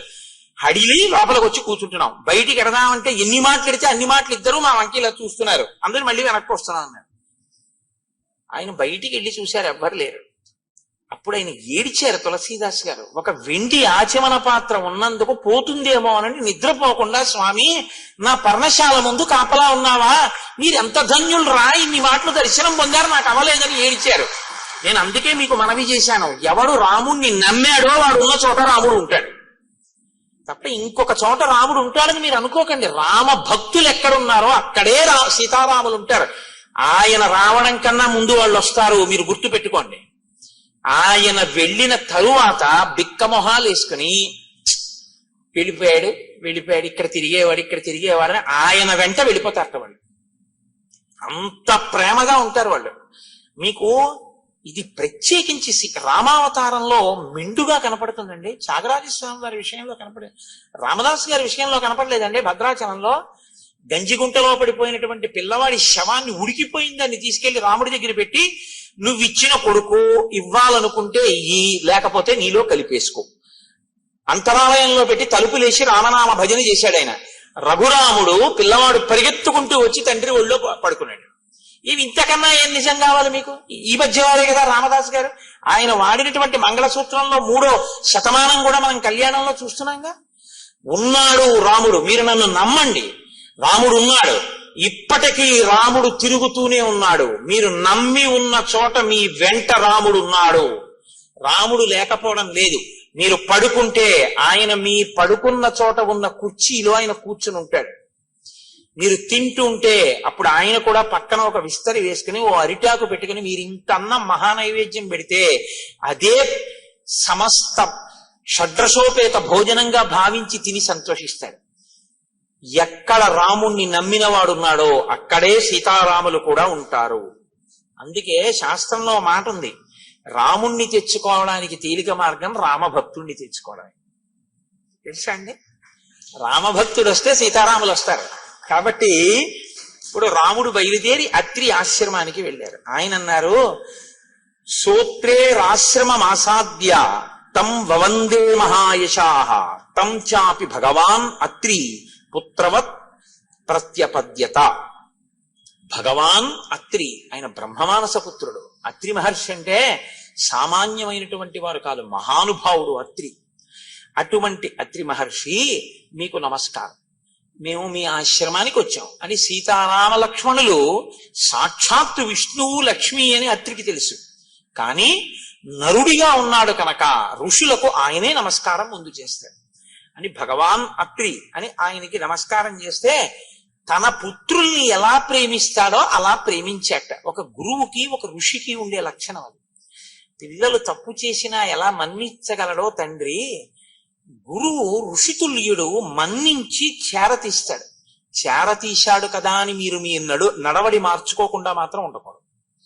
కాబట్టి ఇప్పుడు అత్రి మహర్షి అనసూయమ్మని చూపించి ఆ సీతారామ లక్ష్మణులతో చెప్తున్నారు. ఇది మహోత్కృష్టమైన ఘట్టం అండి. నాకు శ్రీరామాయణంలో అత్యంత ప్రీతిపాత్రమైనటువంటి ఘట్టాల్లో నాకు ఇదొకటి. దశవర్షాణ్యనావృష్ట్యా దగ్ధే లోకే నిరంతరం యయా మూలఫలే సృష్టే జాహ్నవీచ ప్రవర్తిత. రామ, నా భార్య అనసూయమ్మ అని ఉంది. ఆ అనసూయమ్మ ఎటువంటిదో తెలుసా రామ? ఒక 10 సంవత్సరాల పాటు అనావృష్టి వచ్చింది, ప్రజలకి తినడానికి ఏమీ లేక చచ్చిపోతున్నారు. అప్పుడు నా భార్య ఎండిపోయిన గంగా నది ప్రవహించేటట్టు చేసింది తన తపశ్శక్తితో. నీటితో ప్రవహించేటట్టు చేసి ఎండిపోయినటువంటి నేలలోంచి కందమూలములు వచ్చేటట్టుగా, మొక్కలు ఆకుపచ్చతనంతో పెరిగి కాయలు పళ్ళు పండేటట్టుగా చేసింది. చేసి ఈ ప్రజలందరికీ అన్నం పెట్టింది నా భార్య. అంత గొప్ప తల్లి నా భార్య. కడుపున పుట్టిన వాళ్ళకి పెడతారు, ఈ ప్రాంతంలో ఉన్న వాళ్ళందరికీ 10 ఏళ్లు పెట్టింది నా భార్య. అంతటి విశాలమైన మనసున్నది. లోకమంతటి చేత అమ్మా అని పిలిపించుకున్నటువంటి తల్లి. ఉగ్రేణ తపసాయుక్త నియమైశ్చాప్యలంకృత 10 వర్ష సహస్రాణి యయా తప్తం మహత్తప 10 వర్ష సహస్రాణి. ఆమె 10,000 సంవత్సరముల పాటు చాలా కఠినమైన నియమములతో తపస్సు చేసింది. ఒక స్త్రీ నా యొక్క అనుమతితో. మీరు బాగా జ్ఞాపకం పెట్టుకోండి, ఆడది నోము చేస్తుంది, ఆడది వ్రతం చేస్తుంది. కానీ ఆడది చేసే నోముకి, ఆడది చేసే వ్రతానికి సిద్ధిని దేవతలు ఎప్పుడు ఇస్తారో తెలుసా అండి? ముందు భర్త పాదాలకి నమస్కారం చేసి అనుమతి తీసుకుంటే. ఎందుకనంటే యోమే భర్త సమే గురువు. అది వదిలేసి ఆయనకి ఏం తెలియదండి, ఆయన వెర్రాడండి, ఆయన పిచ్చాడండి, ఆయన ఏం చేసుకోరండి, నేనే చేస్తుంటానండి, మా ఇంట్లో అన్న వాళ్ళ పూజలు ఈశ్వరుడు ఆదరించడు. నేను ఉన్న మాట మాట్లాడుతున్నానంతే. నేను వేదాన్ని నమ్ముకున్నాను, నేను శాస్త్రాన్ని నమ్ముకున్నాను, నేను రామాయణాన్ని నమ్ముకున్నాను. నేను ఏది నమ్ముకున్నానో నేను అదే మాట్లాడతాను. నాకు ఇంకోలా మాట్లాడడం నా చేత కాదు. కాబట్టి అత్రి అంటున్నారు, అనసూయా వ్రతై స్నాత ప్రత్యూహాశ్చ నివర్తితా దేవకార్య నిమిత్తంచ యయా సంతరమాణయ 10 రాత్రం కృతా రాత్రి సేయం మాతేవతే నఘ తామిమాం సర్వభూతానాం నమస్కార్యాం యశస్వినీం అభిగచ్చతు వైదేహి వృద్ధామ క్రోధనాం సదా అనసూయేతియా లోకే కర్మభిఖ్యాతిమాగత. ఆయన అంటున్నారు, ఈ అనసూయ ఎంత గొప్పదో తెలుసా రామ? ఈమె దేవతల కొరకు 10 రాత్రుల్ని ఒక రాత్రిగా మార్చింది. సుమతి అని ఆవిడ కూడా చాలా పతివ్రతే. కానీ నేను మీతో మొన్న మనవి చేశాను, 2 రకాలుగా అనుష్ఠానం ఉంటుంది. భర్త ఏం చెప్తే చేసేవాళ్ళు కొందరు, భర్తతో పాటు శాస్త్రం బాగా తెలిసి ధర్మాధర్మములు ఆయనతో మాట్లాడుతూ కలిసి ఆయన్ని దిద్దుతూ తనని దిద్దుకుంటూ అనుగమించేవారు కొందరు. సీతారాములు 2వ కోవలోకి వస్తారు, సుమతి 1వ కోవలోకి వస్తుంది. ఆవిడ భర్త ఏం చెప్తే అది. భర్త ఒక రోజు ఒక దారుణమైన కోరిక కోరాడు. అది పెద్ద నేను విశేషంగా దాని గురించి ప్రస్తావన చేయక్కర్లేదు, మీ అందరికీ తెలుసు. ఆవిడ బుట్టలో పెట్టుకుని రాత్రి వేళ తీసుకెడుతోంది ఆయన కోరుకున్నటువంటి వేశ్యా మందిరానికి. అక్కడ మాండవ్య మహాముని అని ఒక మాండవ్య మునికి ఆయన పూర్వక జన్మలో చేసుకున్నటువంటి పాపం అనుభవానికి వచ్చి ఆయన్ని కొరత వేశారు. కొరత వేసి అంటే శూలారోహణం చేయిస్తారు. ఆయన శూలంలోకి దిగుతుండడంలో విశేషమైన బాధతో ఉన్నాడు. చీకట్లో ఈవిడ బుట్టలో తీసుకెళ్తూ ఉండడంలో ఈ బుట్టలో కూర్చున్నటువంటి కౌశికుడు అంటారు ఆయన యొక్క చెయ్యి, ఆయన యొక్క శరీరం ఆ మహర్షి యొక్క భుజానికి తగిలింది. చాలా బాధలో శూలం దిగుతోంది ఆయన శరీరంలోకి. అది ఒక శిక్ష వేసేవారు పూర్వం. శూలం మీద కూర్చోబెట్టి వదిలేస్తారు, అది అలా దిగుతూ ఉంటుంది, తల వరకు లోపల నుంచి దిగుతూ వస్తూ ఉంటుంది. ఎంత బాధ! అప్పుడు భుజానికి తగిలితే శరీరం కదిలితే ఇంకెంత బాధ! ఆయన కోపం వచ్చింది. నేను అసలే కొరత శిక్షతో బాధపడుతుంటే నన్ను ఇంకొంత బాధ పెట్టావు కాబట్టి నువ్వు సూర్యోదయానికి మరణిస్తావు. వెంటనే సుమతంది, సూర్యోదయం అయితే నా భర్త పోతాడు కాబట్టి సూర్యుడు ఉదయించకుండుగాక. ఇప్పుడు ఒకరు తపస్సు చేత శపించాడు, ఇంకొకరు పాతివ్రత్యం చేత సూర్యోదయాన్ని ఆపేశాడు. ఇప్పుడు సూర్యోదయం అయిపోయింది. ఇప్పుడు ఆవిడికి ఎవరెళ్ళి చెప్పినా ఆవిడ ఏమనేదంటే, తెల్లవారితే నాకు వైధవ్యం వస్తుంది కాబట్టి నీ తెల్లవారనివ్వ. తెల్లవారడం అన్నది ఆగిపోతే, సూర్యాస్తమయాలు ఆగిపోతే లోకంలో ఒక విచిత్రమైన స్థితి వస్తుంది. ఇది మీరు గమనించాలి. రాత్రి పగలు ఉన్నాయి కాబట్టి మనకి సంతోషంగా గడిచిపోతోందండి. ఎప్పుడూ పగలే ఉందనుకోండి అసలు బతకలేము, ఎప్పుడూ రాత్రే ఉందనుకోండి అసలు బతకలేము. పగలు 12 గంటలు, రాత్రి 12 గంటలు ఉంటోంది కాబట్టి మనం సంతోషంగా జీవితాన్ని గడపగలుగుతున్నాం. ఇప్పుడు సూర్యోదయ సూర్యాస్తమయాలు ఆగిపోతే దేవతలందరూ ఇప్పుడు ఎవరిని ప్రార్థించాలి అంటే వెళ్ళి ఆ మహాతల్లి అనసూయమ్మని ప్రార్థన చేయండి అన్నారు. ఆ తల్లి అనసూయ, నీకేం పర్వాలేదు, సూర్యోదయం అవని నీ భర్త మరణిస్తాడు, నా తపశ్శక్తి చేత నేను మళ్ళీ బ్రతికిస్తానని సూర్యోదయం అయ్యేటట్టు చేసి ఆవిడ మళ్ళీ ఆమె భర్తని బ్రతికించి ఆవిడ 5వ తనాన్ని నిలబెట్టింది. అంత గొప్పది అటువంటి తల్లి. ఈమె తామిమాం సర్వభూతానాం నమస్కార్యాం యశస్వినీం, ఈమె సర్వభూతముల చేత కూడా నమస్కరింపబడడానికి యోగ్యురాలు. అందుకే ఎక్కడెక్కడ అనసూయాస్వరూపంగా సువాసిని పూజ చేస్తారో అక్కడక్కడ అది చూసిన వాళ్ళకి 5వ తనం నిలబడుతుంది. అది చూసిన వాళ్ళకి దేవతల యొక్క అనుగ్రహం కలుగుతుంది. మీకు సృష్టిలో అనసూయలా ప్రవర్తించినటువంటి వాళ్ళు, ఆ పాతివ్రత్యం అంత గొప్పది. ఎప్పుడూ మీరు గుర్తుపెట్టుకోండి, శాస్త్రం ఎలా మాట్లాడుతుందంటే పురుషుడిది తపస్సు గొప్ప, ఆడదానిది పాతివ్రత్యం గొప్ప. ఆడది పురుషుణ్ణి అనుగమించగలిగితే చాలు. అలా అనుగమించగలిగితే ఆమెకు అంత తపశ్శక్తి వస్తుందంతే. ఆవిడ అటువంటి స్థితిని చేరుకుంటుంది. ఆర్షధర్మం అంతే మాట్లాడుతుంది. కాబట్టి ఇప్పుడు అనుగమించింది నన్ను, అలా అంత స్థితిని పొందింది. ఇటువంటి తల్లి సర్వభూతముల చేత నమస్కరింపబడడానికి యోగ్యురాలైంది. మనుష్యులు కాదు, సమస్త భూతములు అనసూయకి నమస్కారం చేస్తాయి ఈ ఆశ్రమంలో. అటువంటి తల్లి వృద్ధాం అక్రోధనాం సదా, చాలా వృద్ధురాలైపోయింది. అక్రోధనాం, ఆమెకి క్రోధం ఉండదు, ఆమెకి కోపం ఉండదు. కోపం ఎందుకు ఉండదండి? కోపం ఉండకపోవడం ఏంటి? కోపం ఉండకపోవడం అంటే కోపం ఎక్కడి నుంచో రాదు కదండి. కాకినాడ నుంచి నేను వచ్చినట్టు కోపం ఎక్కడి నుంచైనా వస్తుందేంటి? కోపం ఎక్కడి నుంచి రాదు. కామక్రోధశ్చ లోభశ్చ దేహే తిష్టంతి తస్కరాహ జ్ఞానరత్నాపహారాయ తస్మాత్ జాగ్రత్త జాగ్రత్త అంటారు శంకరాచార్యులు గారు. కోపం అన్నది ఇక్కడి నుంచే వస్తుంది. ఇక్కడి నుంచి పైకి లేవడానికి అవకాశం కోసం ఎదురు చూస్తుంటుంది. అవకాశం చిక్కిందనుకోండి పైకి వస్తుంది అంతే. ఒక్కసారి వచ్చేటప్పటికి మీ రూపం మారిపోతుంది. మీ స్థితిని మీరు అప్పటి వరకు ఎలా ఉంటారో దాన్ని చంపేసి మీలోంచి ఒక కొత్త వ్యక్తిని పుట్టించగలదు క్రోధం. ఇది పుట్టదు అంటే 2 కారణములకు పుట్టదు. ఒకటి ఏమిటో తెలుసా అండి? మీకన్నా అధికుల్ని చూసి మీరు నమస్కరించినటువంటి లక్షణానికి. క్రోధం ఎందుకు ఇంకా? ఆయన మనకన్నా అధికుడు కాబట్టి ఆయన చెప్పిన మాట మనం విందాం. కోపం ఎందుకు ఇంకా? మనకన్నా తక్కువ వాడు, ఆయన వృద్ధిలోకి రావాలని కోరుకున్నాం కాబట్టి తెలియదు కదా పాపం, దోషం చేస్తుంది. ఇంత క్రోధం ఏమిటండి? ఇది ఆవిడ మాతృ హృదయం. కాబట్టి ఆవిడికి అసలు క్రోధం అన్నది రాదయా ఎప్పుడు.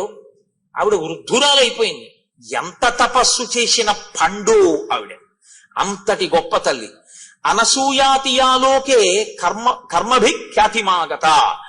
ఆమెకి ఎన్నడూ కోపము ఎరుగని తల్లి కాబట్టి, ఎప్పుడూ శాంతమూర్తి కాబట్టి, పెద్ద ముత్తైదువ కాబట్టి ఆమెకి అనసూయ అని పేరు వచ్చింది. ఆమె కద్దమ ప్రజాపతి దేవహూతిల యొక్క కుమార్తె. ఆమెని ఒకానొకప్పుడు త్రిమూర్తులు వెళ్ళిపోతున్నారు అత్రి మహర్షి ఆశ్రమం నుంచి తమ దివ్య విమానాల్లో. వెళ్ళిపోతుంటే విమానాలు ఆగిపోతే వాళ్ళు ఎందుకు వెళ్ళటం లేదు విమానం అని అడిగారు. కింద అత్రి మహర్షి ఆశ్రమం ఉంది, అనసూయం ఉంది. వారు ఉన్న చోట పైన మీరైనా సరే, మీరు త్రిమూర్తులైనా సరే మీ విమానాలు ఎగరవన్నారు. అంటే త్రిమూర్తులకి ఆవిడ యొక్క కీర్తిని మరింత ప్రకాశింప చెయ్యాలనిపించింది. మీరు ఎప్పుడు గుర్తుపెట్టుకోండి. అంతేగాని అర్థం బద్దం లేకుండా ఉత్తినే ఆవిడ్ని పరిశీలన చేయడం కోసం రావడం అలాంటి పిచ్చ పనులు చేయరు త్రిమూర్తులు. మీరు జాగ్రత్తగా గమనించాలి శాస్త్రాన్ని. ఇంత గొప్ప తల్లి అంటే ఈవిడ ఖ్యాతి లోకానికి తెలియాలి. ఆవిడ ఖ్యాతి ఆవిడ లోకానికి చెప్పుకునే ప్రయత్నం చేయదు. ఆవిడకి అలాంటి పనులు ఏమి ఉండవు. ఆవిడ తపస్సు ఆవిడదంతే. కానీ ఆవిడ గొప్పతనం లోకానికి తెలియాలి. లోకానికి చెప్పడం ఎందుకు? ఆవిడికి కీర్తి తీస్తే వీళ్ళకి ఏమిటి వస్తుంది? ఆదర్శంగా తీసుకుని మిగిలిన వాళ్ళు బతుకుతారు. అందుకు చెప్పాలి దేవతలు. కాబట్టి ఇప్పుడు త్రిమూర్తులు బ్రాహ్మణ రూపాల్లో భోజనానికి వెళ్ళారు. అత్రికి ధర్మం ఉంది, అతిథి దేవోభవ.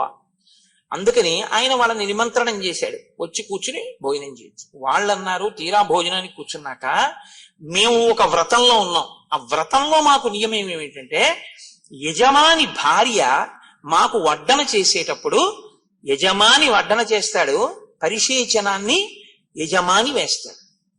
అది పెద్దలు వస్తే భోజనం పెట్టేటటువంటి తీరు. అందుకే పెద్దలు వస్తే భోజనం పెడుతున్నాం అనరు. అదేం గుర్రం కాదు, గాడిది కాదు అన్నం పెట్టడానికి. నువ్వు దేవతార్చనకి పిలుస్తారు. ఆయన యజ్ఞం చేయడంతో సమానం అది. అంటే పరిశేచనానికి వేస్తారు జలాన్ని. చేతిలో 5 మాటలు మీరు వేస్తారు, ఆయన స్వాహాకారంతో తీసుకుంటాడు 5 మాటలు. కాబట్టి ఇది శాస్త్ర మర్యాద కనుక ఆ ముగ్గురిని పిలిచి భార్యని వడ్డించమన్నాడు. భార్య వడ్డించకుండా ఇంట్లో పనిపిల్ల వడ్డించకూడదు. అది నీ పొగరుకి లక్షణం. నీ భార్య ఉన్నదందుకు, పెద్దలు వస్తే వడ్డించడానికి. అంతేకాని తను ఎక్కడో కూర్చుని ఇంట్లో పనిపిల్ల వడ్డించడం మర్యాదకి భంగపాటది. ఎక్కడ ఎందుకున్నారో, ఎవరు ఏ ఆశ్రమంలో ఎందుకున్నారో అది తెలుసుకుని ప్రవర్తించాలి. అందుకే స్నాతకం చేసి గురువు గారు చెప్తాడు, ఎందుకున్నావో తెలుసా, ఇప్పుడు గృహస్థాశ్రమంలో పెడుతున్నది నేర్చుకో, అతిథి దేవో భవ అని చెప్తాడు. కనుక ఇప్పుడు అనసూయమ్మ వడ్డించాలి. వాళ్ళన్నారు, మా వ్రతం ఏమిటంటే ఇవాళ మేము భోజనం చేసేటప్పుడు ఆ యజమాని భార్య మాకు నగ్నయ్యి వడ్డించాలి. అంటే ఒంటి మీద వస్త్రం లేకుండా వడ్డించాలి. ఇప్పుడు ఇది ఆమెకి చెందిన విషయం. ఆవిడ అలా వడ్డిస్తుందా, వడ్డించదా? అత్రి ఏమనలేదు. అదేం మీ అసాధ్యం కూడా, అదేమి వ్రతం రా మీకు అని ఆయన అనలేదు. ఇది ఎక్కడుంది ఈ వ్రతం అనలేదు. ఆయన వెళ్ళి భార్యని అడిగాడు. వాళ్ళకి అది నియమం అంటారు. ఎందుకంటే అతిథి కూర్చున్న తర్వాత నువ్వు ఏ కారణం చెప్పి లేపేయకూడదు. ఇది మర్యాద అండి మనకి శాస్త్రంలో. అంత ఉదారంగా మాట్లాడే మన శాస్త్రాలు. అమృతాన్ని ఇచ్చేసాడంతే, తెలిసి కూడా రాక్షసులని. పంక్తిలో కూర్చుంటే లేపకూడదు. కాబట్టి ఏమి నేర్చుకుంటున్నాం మనం? మనకి నేర్పే పురాణాలు. కాబట్టి ఇప్పుడు వెళ్ళి వాళ్ళకి నగ్నగా వడ్డించాలట. మరి వడ్డిస్తావా అన్నాడు. ఆవిడంది, అది పెద్ద విషయమా, అలాగే వడ్డిద్దాం. ఆవిడ ముందు బట్ట కట్టుకుని వచ్చింది. వచ్చి మంత్రాక్షతలు తీసుకొచ్చింది. మంత్రాక్షతలంటే నడుము విరగనటువంటి బియ్యానికి అక్షత అని పేరు. అది తన చేతిలో పట్టుకుని మంత్రాన్ని ఉపాసన చేసి తన తపశ్శక్తిని ప్రవేశపెడితే అవతల వారు దానికి లొంగవలసిందే. తను కోరుకున్నట్టు ఆవిడ చేయగలదు. ఆవిడ మంత్రాక్షతలు చేత పట్టుకుని వచ్చి ముగ్గురి తల మీద వేసింది. వేసి పసిబిడ్డల గుదురుగాక. ముగ్గురు ఆ వేసినటువంటి ఆసనాల మీద పసిపిల్లలై పడుకున్నారు. అమ్మ తన కొడుకు పసిపిల్లవాడు అక్కడే ఆడుకుంటుంటే అమ్మవాడిని ముద్దులాడుతూ స్నానం చేసి వచ్చి ఒళ్ళు తుడుచుకుంటుంది, బట్ట కట్టుకుంటుంది. వాడిలో మనోవికారం ఉంటుందా? పసితనానికి ఉన్న గొప్పతనం అది. పసిపిల్లలు ముగ్గురు అలా కూర్చున్నారు, పడుకుని ఆడుకుంటున్నారు. ఆవిడ వడ్డించేసింది. వెళ్ళి బట్ట కట్టుకుంది, వచ్చింది, ముగ్గురి మీద మంత్రాక్షతలు వేసింది. తినండి. ముగ్గురు త్రిమూర్తులు ఏ రూపాల్లో వచ్చారో ఆ రూపాల్లో తిన్నారు. తినేసిన తర్వాత ఆవిడంది, పిల్లల విషయంలోగా తల్లి ఎలా ప్రవర్తిస్తుంది, అన్యుల విషయంలో కాంత అలా ప్రవర్తించదుగా, నగ్నగా వచ్చి ఎవరి ముందు నిలబడదు. నేను దాని గురించి పెద్ద వ్యాఖ్యానాలు ఏం చెయ్యక్కర్లేదు. పసిపిల్లలైతే అమ్మ హృదయం వేరు, ఆ పసిపిల్లాడి మనస్సు వేరు. పసిపిల్లాడు అక్కడ ఆడుకుంటుంటే అమ్మ స్నానాల గది తలుపు తెరిచి వాడు ఏ ప్రమాదం తెచ్చుకుంటాడో అని స్నానం చేసేస్తుంది. అమ్మ అలా ఉండబట్టి కదండి బతికి బట్ట కట్టాం. అమ్మ ఆ ప్రేమ చూపించకపోతే మన బతుకులు ఎక్కడ ఉన్నాయి?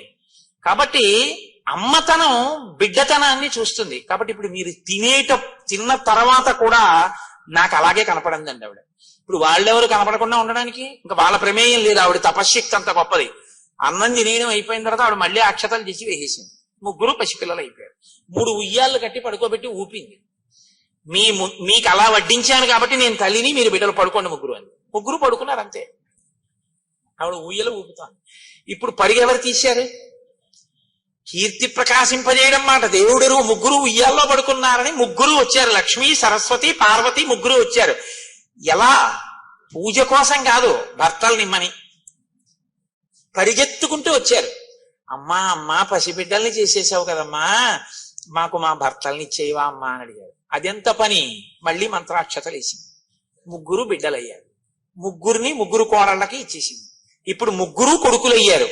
లలితా పరాభట్టారికా స్వరూపం శాస్త్రంలో ఏదో ఆ లలితా పరాభట్టారికా స్వరూప స్థాయికి చేరింది అనసూయమ్మ. ఇది ఆవిడ గొప్పతనం.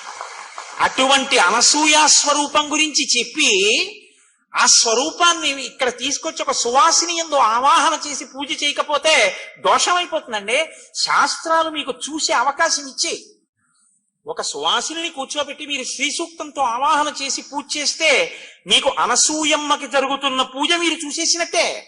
దాని చేత మీరు ధన్యులైపోతారు. చూపుల శ్రీపతి రూపము నాపోవక త్రావి త్రావి హర్షోద్ధతయ్యి వాపుచ్చి మందమధురాలాపంబుల పగడనదితి లక్ష్మీనాథున్ అంటారు పోతన గారు. చూపులతో తాగి తాగి ఆనందం అనుభవించాలి ఒక్కొక్కసారి. అందుకు కదా ఇప్పుడు ఈ ఘట్టం తర్వాత సువాసిని పూజ జరుగుతోంది అనసూయా స్వరూపంగాను. ఇదే ఆవిడ గొప్పతనం. కాబట్టి రామ నువ్వు ఇప్పుడు ఆ అనసూయ దగ్గరికి నువ్వు సీతమ్మని పంపించు. సీతమ్మ లోపలికి వెళ్ళి అనసూయమ్మతో మాట్లాడుతుంది అని అనసూయని పిలిచారు అత్రి మహర్షి. రామలక్ష్మణులు సీతమ్మ నమస్కారం చేశారు. ఆయన అన్నారు, అనసూయ సీతమ్మని లోపలికి తీసుకెళ్ళు. వాళ్ళిద్దరికీ తెలుసు ఏమివ్వాలో ఎందుకు ఇవ్వాలో, రామాయణాన్ని ఎలా తిప్పాలో ఋషులకి తెలుసు. కాబట్టి ఇప్పుడు అనసూయమ్మ సీతమ్మని తీసుకుని లోపలికి వెళుతోంది. వెడుతున్న అనసూయమ్మ ఎలా ఉందో మనకి నిజంగా వాల్మీకి, అందుకు కదండి ఋషి రుణం వచ్చింది. అనసూయమ్మ ఎలా ఉండేదండి అన్నారనుకోండి, ఆవిడ వృద్ధురాలు అని మహర్షి చెప్పారు.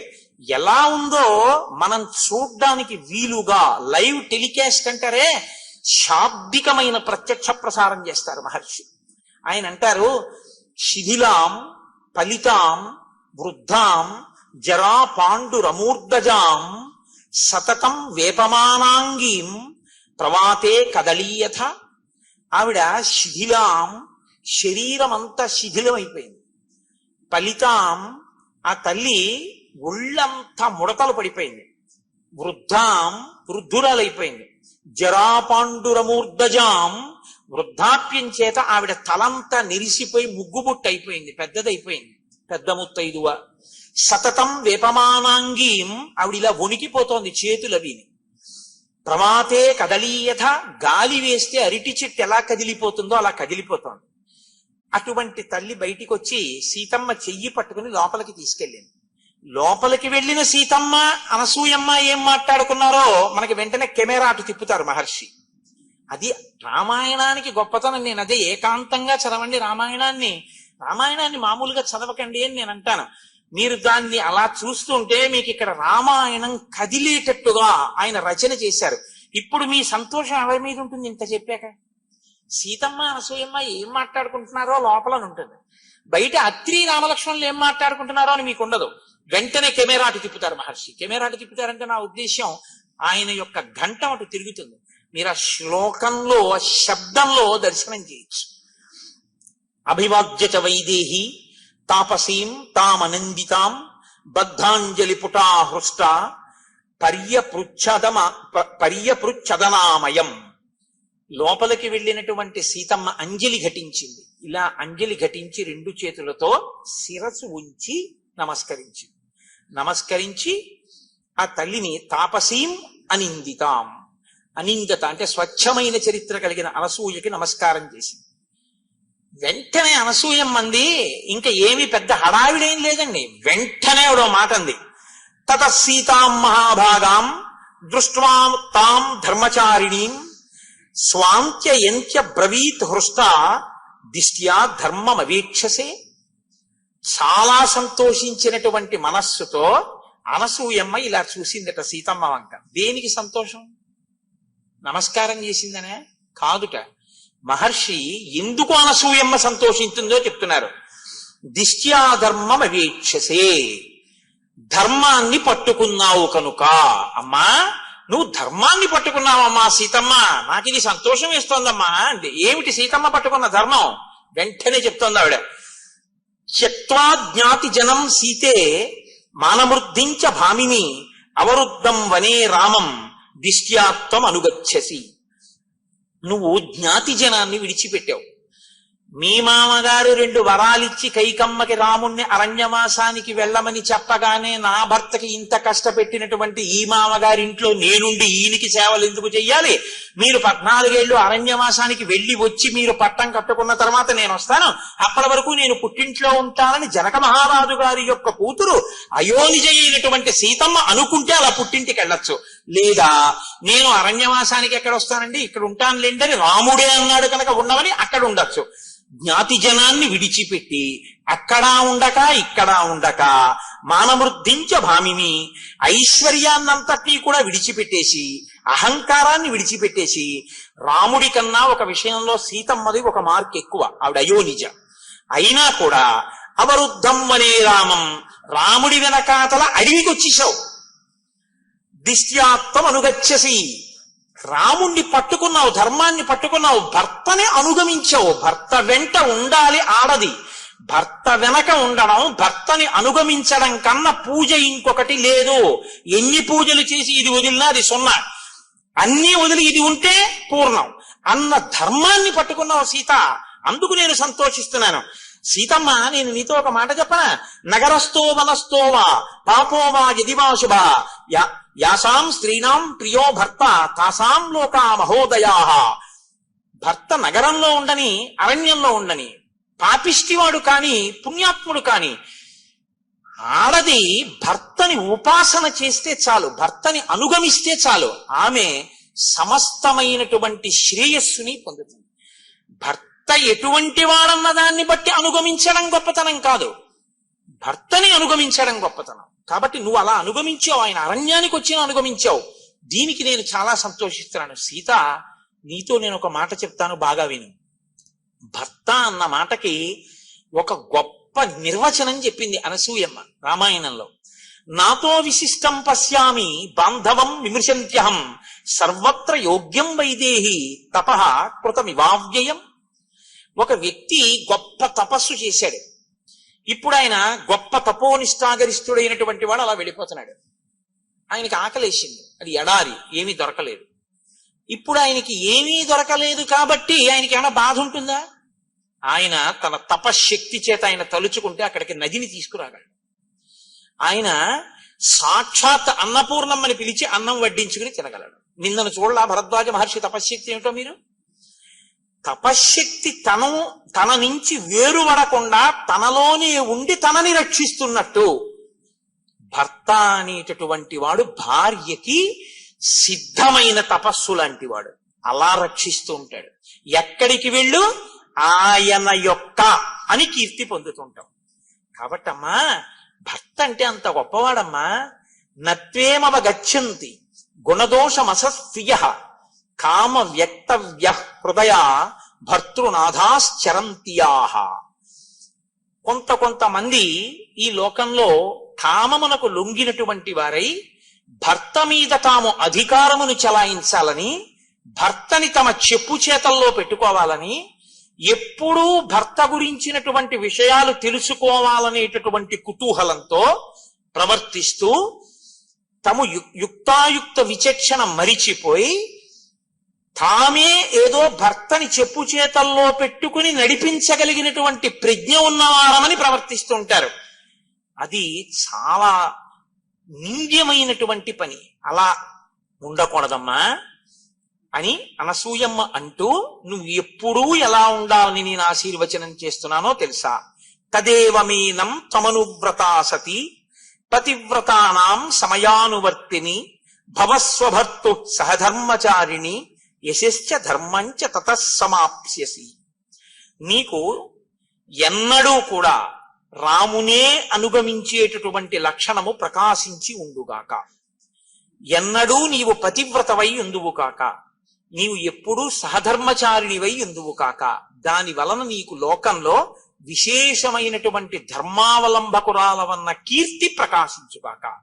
లోకంలో దాంపత్యము అంటే ఇంక ఎవ్వరినీ చెప్పరు.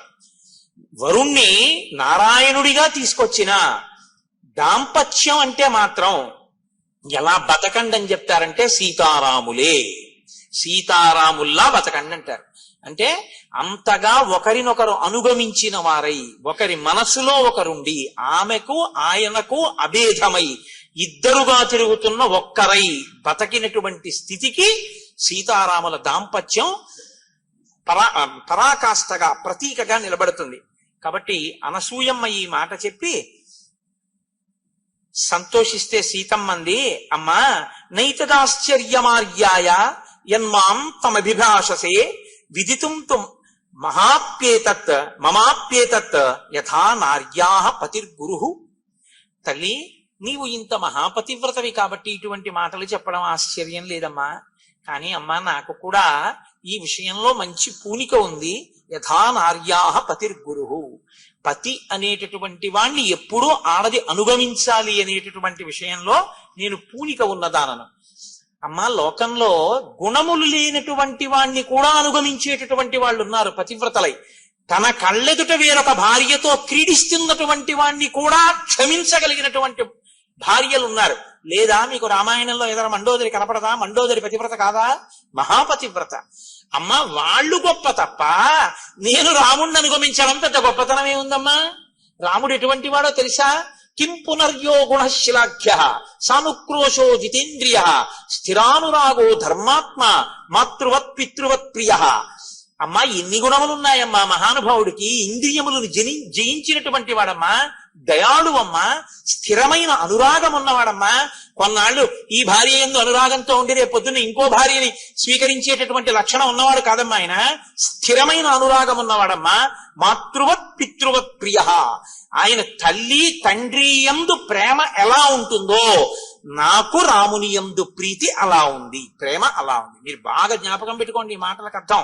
ఇవాళ ద మోస్ట్ డిస్టార్టెడ్ వర్డ్ ప్రేమ అంటే, నేను ఆంగ్ల భాష ఉపయోగించానని మన్నించండి, అంతగా ఏ పదము కూడా లోకంలో తప్పుగా వాడబడనటువంటి మాట ఏదైనా ఉంటే ప్రేమ అన్న మాటే.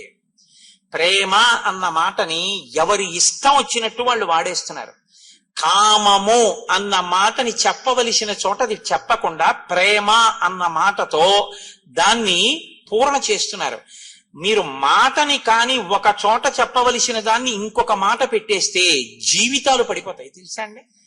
ఎందుకో తెలుసా? ప్రేమ అన్న మాటకు అర్థం ఏమిటంటే, ప్రతిఫలాన్ని అపేక్షించకుండా అవతలి వ్యక్తి యొక్క అభ్యున్నతిని చిట్ట చివరి శ్వాస వరకు కోరుతూ వారి అభ్యున్నత కొరకు తన జీవితాన్ని కూడా పరిత్యజించగలిగినటువంటి స్థితి ఉన్నటువంటి వ్యక్తికి ప్రేమ కలిగిన వాడు అని పిలుస్తారు.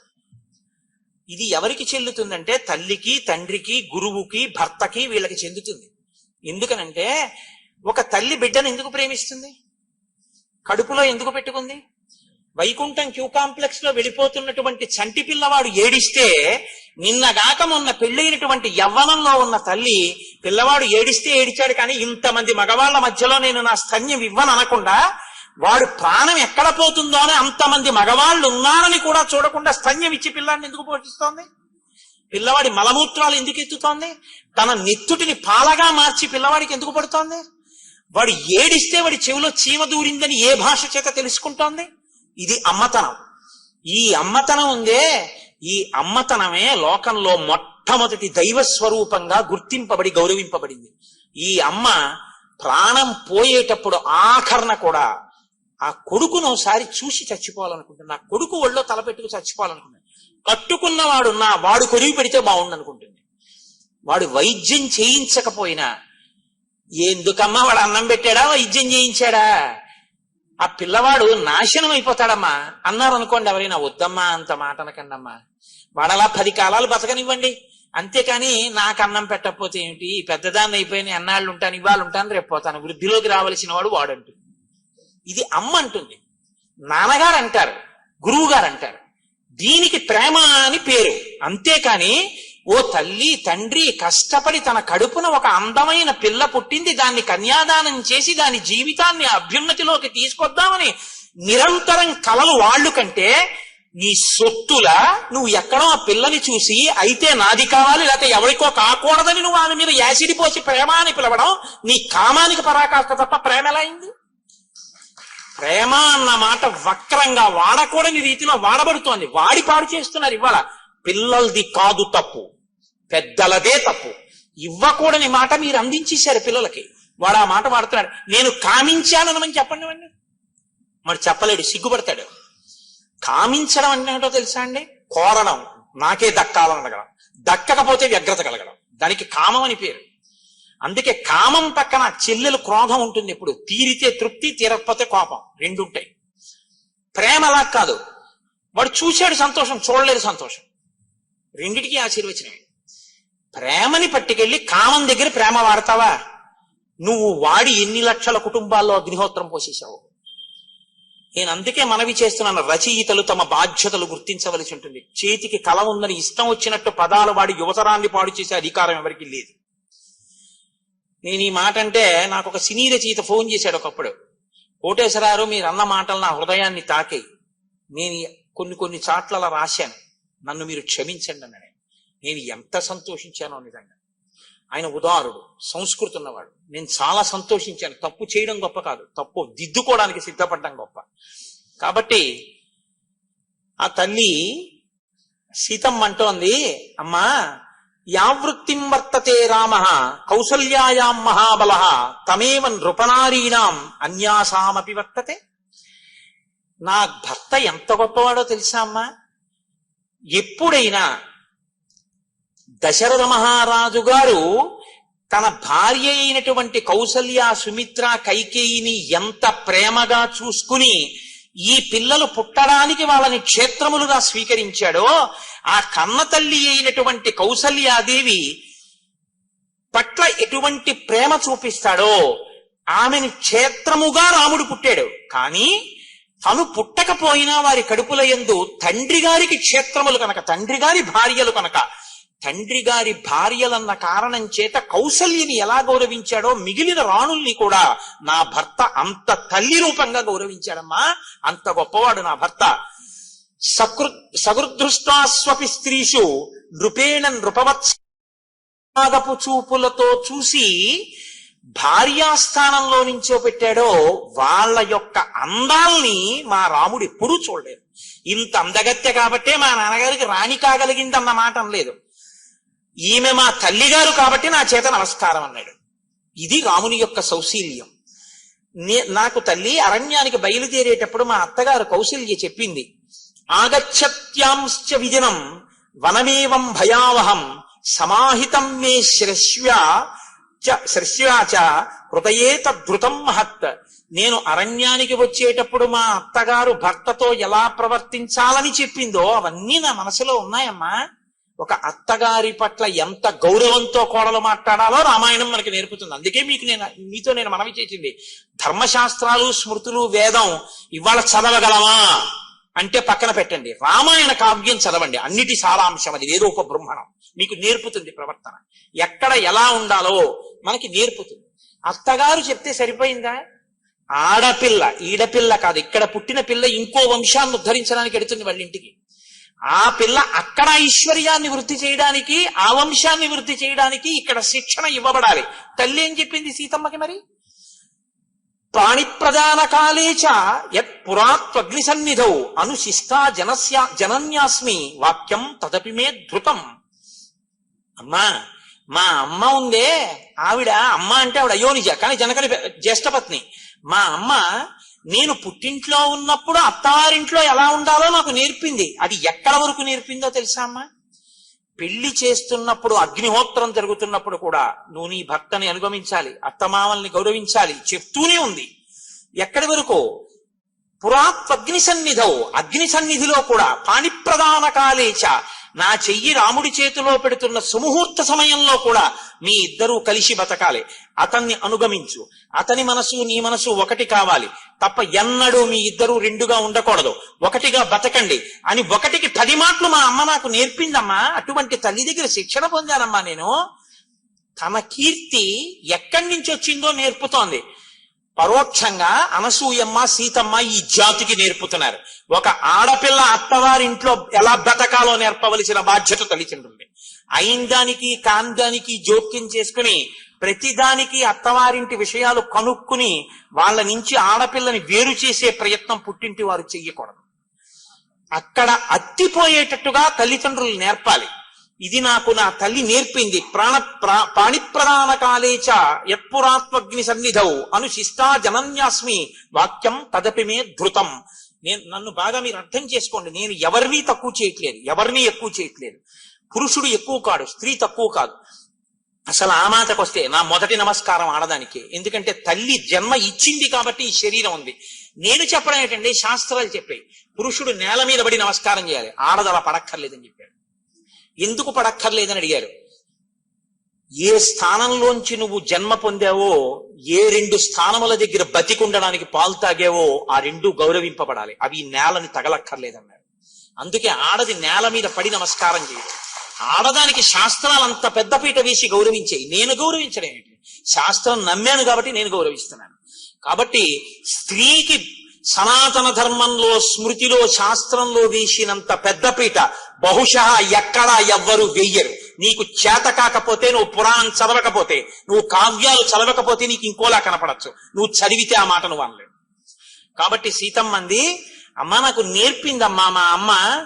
నవీకృతంతు తత్సర్వం వాక్యైస్తే ధర్మచారిణి పతి శుశ్రూషణాం నార్యా తపో నాణ్య విధీయతే. అమ్మా నాకు ఒక విషయం బాగా తెలుసు. ఏమిటో తెలుసా? అసలు ఆడది ప్రత్యేకంగా తపస్సు అనేటటువంటిది వేరే చెయ్యక్కర్లేదు. ఎందుకో తెలుసా? ఆయన గాయత్రి చేసుకోవాలి, సంధ్యావందనం చేసుకోవాలి. ఆయన సంధ్యావందనానికి స్నానం చేశాక నీళ్ళెట్టింది, అయిపోయింది ఆవిడ తపస్సు. ఆయన చేసిన గాయత్రిలో సగం ఈవిడికి వేసాడు. ఆయన జపం చేసుకుని వచ్చి భోజనానికి కూర్చున్నాడు, ఆయనకి అన్నం వండి పెట్టింది, ఆయన చేసిన పూజలో సగం ఈవిడికి వేసేసాడు. ఆయన ఓ దేవాలయం కట్టడానికి విరాళం ఇచ్చాడు, అందులో సగం ఆవిడికి వేసేశారు. అందుకే ధర్మపత్ని సమేతస్య అంటే చాలు పడిపోయింది, అనకపోయినా పడిపోతుంది. ఎందుకో తెలుసా అండి?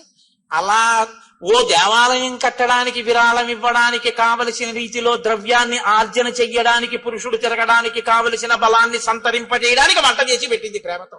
కాబట్టి సగం ఫలితం ఆవిడికి వేశారు. కాబట్టమ్మా ఆడదానికి తపస్సు అంటే భర్తని సంతోషంగా ఉంచడమే. ఇది లోకంలో ఎందుకు చెప్పారో తెలుసా అండి? ఇంత గొప్ప మాట. భర్తకి శాంతి స్థానం భార్య, భార్యకి శాంతి స్థానం భర్త. బయట ఎన్ని ఇబ్బందులు కలగనివ్వండి, భార్య సంతోషంగా పలకరిస్తే ఆయన సంతోషిస్తాడు. ఆవిడ ఎంత దరిద్రంలో ఉండనివ్వండి, ఎంతమంది ఏమననివ్వండి, భర్త ఒక్కడు గుండెల్లో పెట్టుకున్నాడు అనుకోండి చాలు సంతోషంగా. దీనికి ఒక మాట చెప్తుంటారు పెద్దలు. సముద్రం లోపలికి వెళ్లి జాలరులో 6 నెలలకోసారి ముత్యాలన్నీ ఏరి జాగ్రత్తగా పట్టుకొచ్చి భార్యల మెళ్లల్లో వేసేవారట. ఒక జాలరి వెళ్లేవాడు కాదుట. ఆ ఒడ్డున ఉన్నటువంటి నత్తగుల్లలన్నీ ఏరి, శంఖాలు ఏరి, దండలు గుచ్చి భార్య మెళ్ళలో వేశాడు. ఇన్ని నగలు వేసినటువంటి వాళ్ళకన్నా నత్తగుల్లలను శంఖాలు వేసుకున్నటువంటి ఈవిడలో ఎక్కువ తేజస్సు ఉండేది. ఎందుకని అడిగారట. రోజు మా ఆయనకి నేను ఎదురుగుండా ఉండి కనపడి నా ముఖం చూస్తే ఆయన సంతోషిస్తారు, ఇంతకన్నా ఏం కావాలి? 6 నెలలు సముద్రంలోకి వెళ్ళి తెచ్చిన ముత్యాలు వేసుకుంటేనే తృప్తి, అందుకని ఈవిడ ముఖం ఎక్కువ శోభించింది అన్నారు. ఆవిడికి ఈయనకి ఆవిడ శాంతి స్థానాలు. ఆ శాంతి పాడు కాకుండా చూడాలి. కొత్తదనం శాంతి పాడవడానికి కారణం. ఎంతో కలిసి ఉంటాయి కుటుంబాలు. తెలిసి తెలియని తనంతో గబుక్కుని వచ్చి భార్య నేరం చెప్పింది అనుకోండి ఎవరి మీదో, ఏమిటండి మీ తమ్ముడు అలా మాట్లాడుతుంటాడు అస్తమానం, నా మనసు చిన్నబుచ్చుకుంటోంది అంటే అతనికి అప్పటి వరకు తమ్ముడితో కలిసి ఉన్నవాడికి తమ్ముడి మీద కోపం వస్తుంది. అందుకే సన్నికళ్ళు తొక్కించి మంత్రం చెప్తారు పెళ్లిలో. అమ్మ ఈ రాయి తొక్కినా, గౌరవించినా, పచ్చడి చేసినా, పసుపు కొమ్మెట్టినా ఎంత స్థిరంగా ఉందో, నువ్వు అత్తవారి ఇంట కూడా కొంచెం ఓర్చుకుని ఆ స్థిరభావంతో ఉండు, లేకపోతే గడపలు చాలా అయిపోతాయమ్మా. ఈ ఐకమత్యత విచ్ఛిన్నం అయిపోతుంది. నువ్వు కొంచెం గట్టిగా నిలబడితే కుటుంబాలు కలిసి ఉంటాయి అని ఉదార బుద్ధితో వేదం నేర్పుతుంది. ఆడపిల్లకి ఎంత నేర్పుతుందో మగపిల్లవాడికి అంతా నేర్పుతుంది. చూసమండి, అన్ని మాకేనా అనకండి, మళ్ళీ అన్నీ నేర్పుతుంది. ఇప్పుడు నేను వివాహ మంత్ర ప్రాశస్త్యము అన్న విషయం మీద మాట్లాడటం లేదు కాబట్టి నేను వాడి జోలికి ఎక్కువగా వెళ్ళటం లేదు. కాబట్టి అమ్మా నాకు ఈ విషయం తెలుసు. ఇలా పతిని మించినటువంటి సావిత్రి, రోహిణి మొదలైనటువంటి వాళ్ళు దేవలోకాల్ని చేరుకున్నారు అన్న విషయం కూడా నాకు తెలుసు అని ఆ తల్లి అంది. అమ్మా నేను చాలా సంతోషించానంటే అనసూయమ్మంది, కింతే కరవాణి బ్రవీహిమే, నీకు ఒక వరం ఇద్దాం అనుకుంటున్నాను, ఏం వరం కావాలో కోరుకో, నీ మాటలకి సంతోషించాను సీతమ్మ అంది. అంటే ఆవిడంది, కృతమిత్యబ్రవీత్ సీత తపోబల సమన్వితాం. అమ్మా నాకు ఇంకా వేరే కోరికలేంటమ్మా, నాకు ఇంకా వేరే కోరికలు ఏమక్కర్లేదు, నువ్వు ఇంత మంచి మాటలు చెప్పావే అవే నాకు కోరిక. ఈ మంచి మాటలు వినాలని కోరుకోవాలి. కాబట్టి అమ్మా ఇంత మంచి మాటలు చెప్పావు, ఇంకింతకన్నా వరం ఏమిటమ్మా, నాకేం అక్కర్లేదు. అంటే ఆవిడంది, కాదు కాదు, నేను ఏదో ఒకటి చేస్తే తప్ప నాకు తృప్తి లేదు.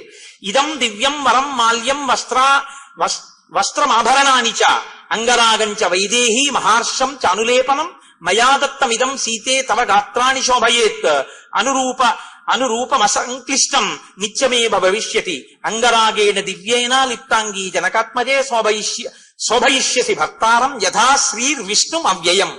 ఎంత గొప్ప మాటలు వేసేస్తారండి మహర్షి నిజంగా. సీతమ్మ, నీకు నేను బట్టలు ఇస్తున్నాను, ఈ బట్టలు నలగవు. నీకు అంగరాగములు ఇస్తున్నాను, ఇవి ఎప్పుడు శోభ తరగవు. అంగరాగములంటే శరీరముల యొక్క అంగముల యొక్క కాంతిని ఉద్దీపనం చేసేవి. ఇప్పుడు ఒక నుదురు ఉందనుకోండి, ఆ నుదురుగా అందం కన్నా నుదుటి మధ్యలో భ్రూ మధ్యమనందు బొట్టు ఉంచుకోండి, అందం దిగుడీకృతం అవుతుంది.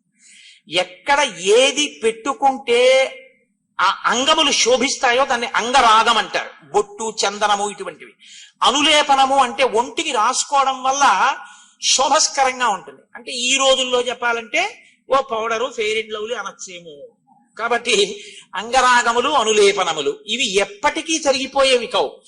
ఓ గంట క్రితం రాసుకున్న పౌడర్ గంట పోయిన తర్వాత కుళ్ళు కంపు వస్తుంది. అలా కాదమ్మా, ఇవి రాసుకుంటే ఎప్పటికీ అలాగే ఉంటుంది సువాసన. అలా ఎలా ఉంటుంది? ఆవిడ తపశ్శక్తి అటువంటిది. కాబట్టి నేను ఇటువంటివి నీకు ఇస్తున్నాను, ఇవి నువ్వు ధరించి రాముడికి కనపడవు. భార్య అందానికి సంతోషించవలసినటువంటి అధికారం లోకంలో భర్తదొక్కడిది. ఆమె యొక్క అదృష్టానికి సంతోషించగలిగినటువంటి సుసంపన్నమైన హృదయం బిడ్డలందరిది. అందుకే కదా మనకు అమ్మవారు 2 రూపాల్లో ఉంటుంది. శివకామ సుందరి, లలితా త్రిపుర సుందరి. శివకామ సుందరిగా ఉంటే శివుని మనసులో కామం కలిగించగలిగినటువంటి భార్య, ఆయనకొక్కరికే అందం. మనకో లలితా త్రిపుర సుందరి, లోకానికంతటికీ జగజ్జనని, మనకే అమ్మ, ఆయనకి భార్య అయిన అందగత్తె. ఇది ఈ హృదయం కనపడాలి. ఇప్పుడు ఎవరికి కనపడాలి?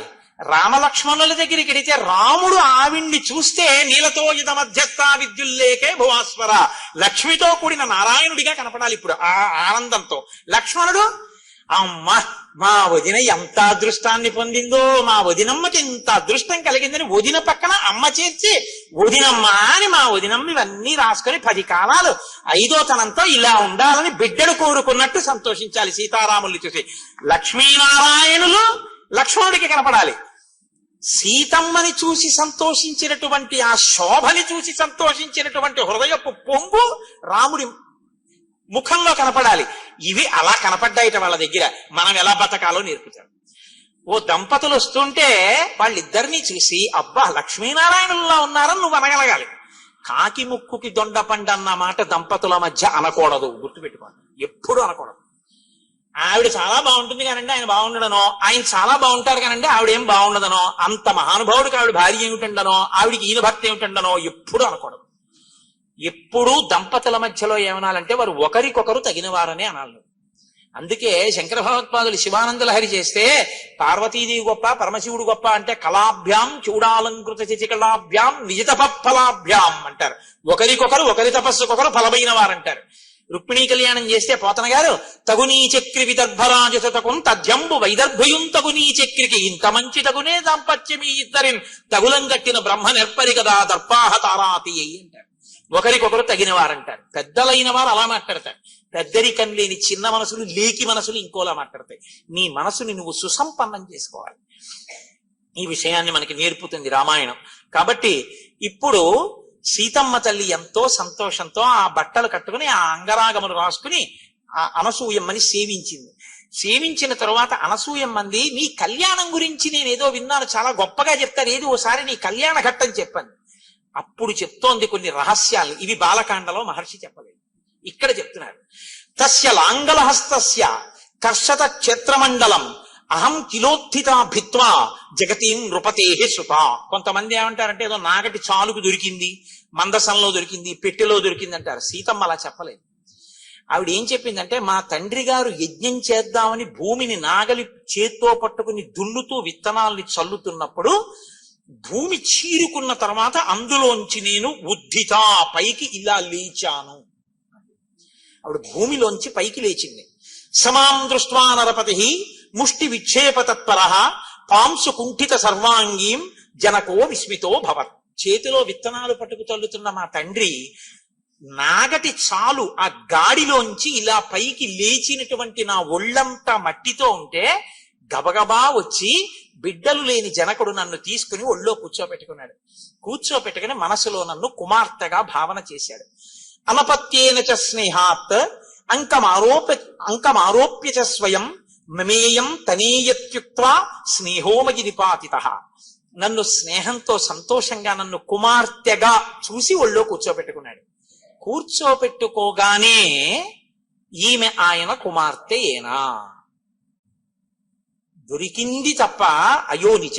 అయోనిజ నరకాంత కాదు కదండి. సీతమ్మ నరకాంత కాదు, స్పష్టం. నరకాంత అయితే నరుడికి జన్మించాలి, నరుడికి జన్మించలేదుగా.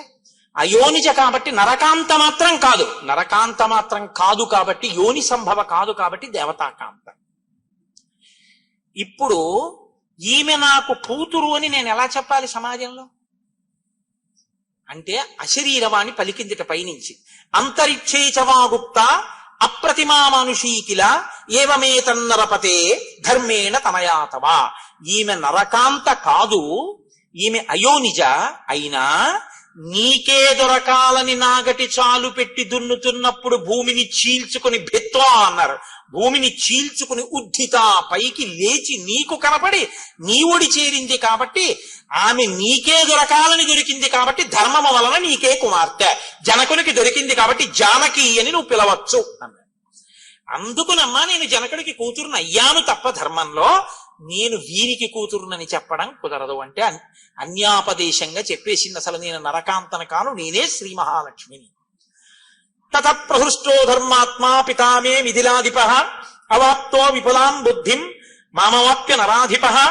మా నాన్నగారు చాలా సంతోషంగా నన్ను తీసుకెళ్లి పెంచి పెద్ద చేశారు. మా అమ్మగారు కూడా సంతోషించారు. కానీ మా నాన్నగారు ఎక్కడ బెంగ పెట్టుకున్నారో తెలుసా అమ్మా?